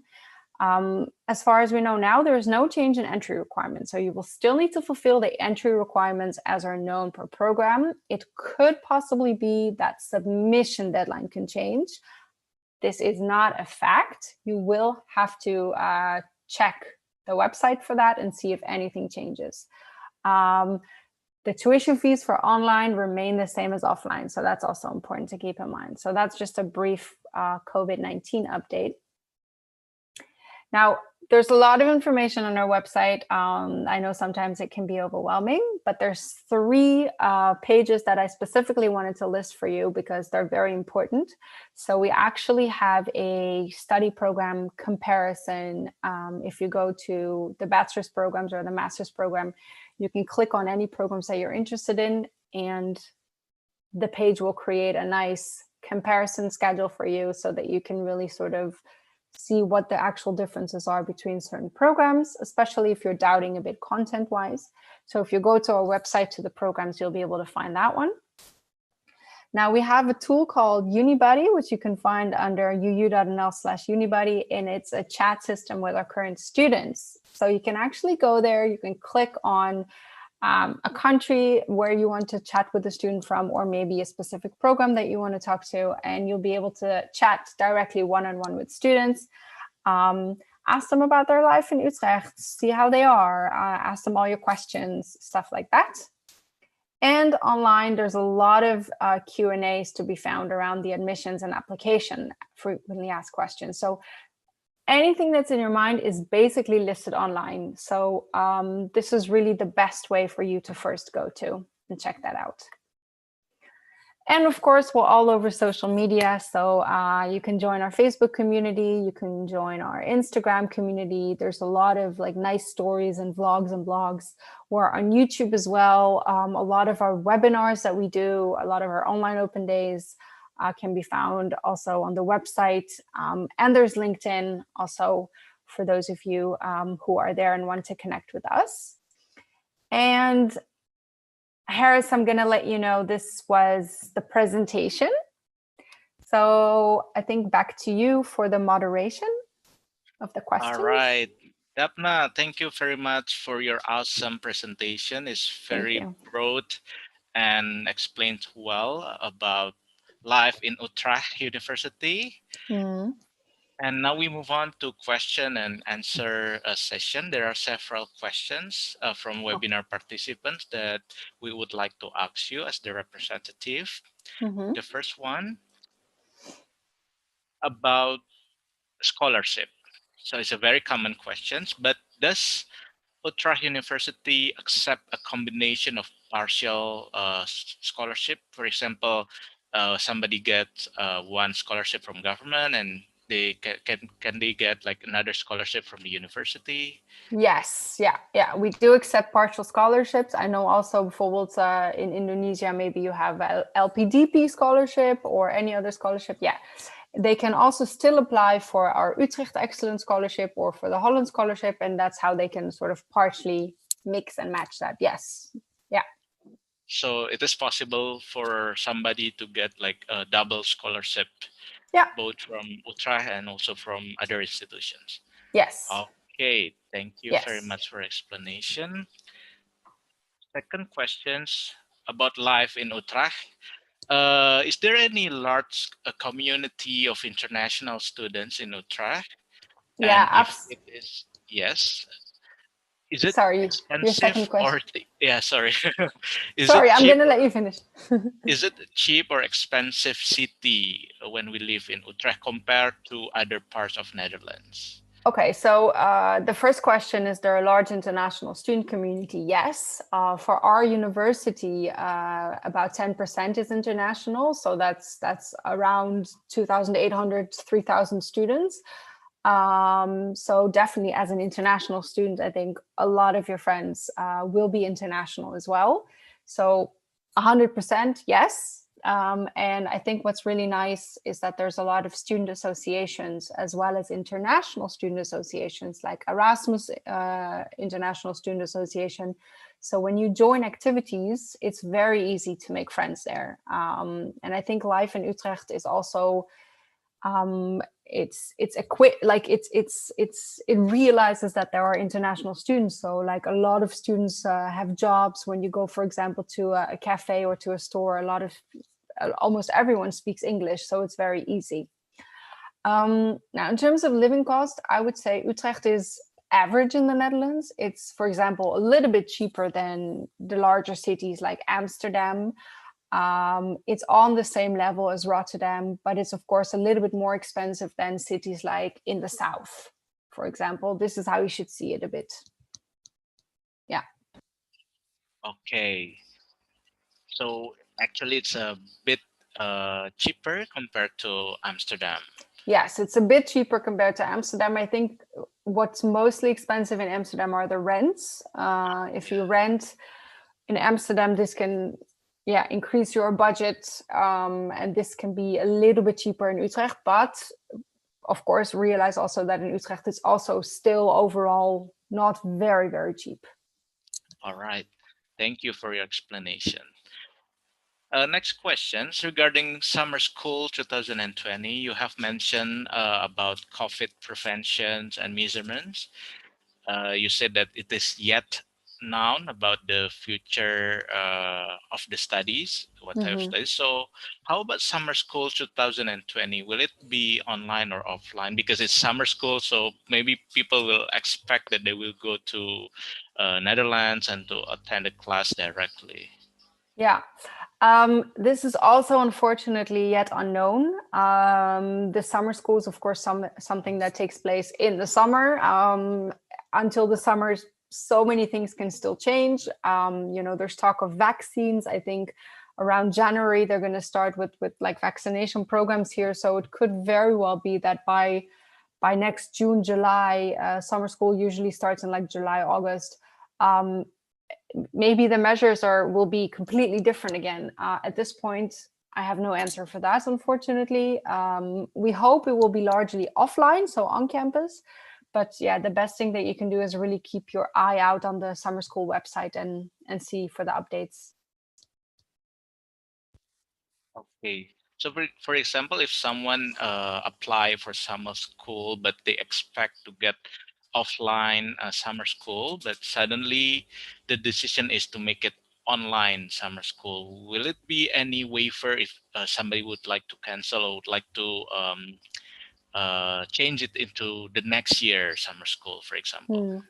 Well, I cannot speak 100% for the summer school because they are their own institution, so they have their own rules.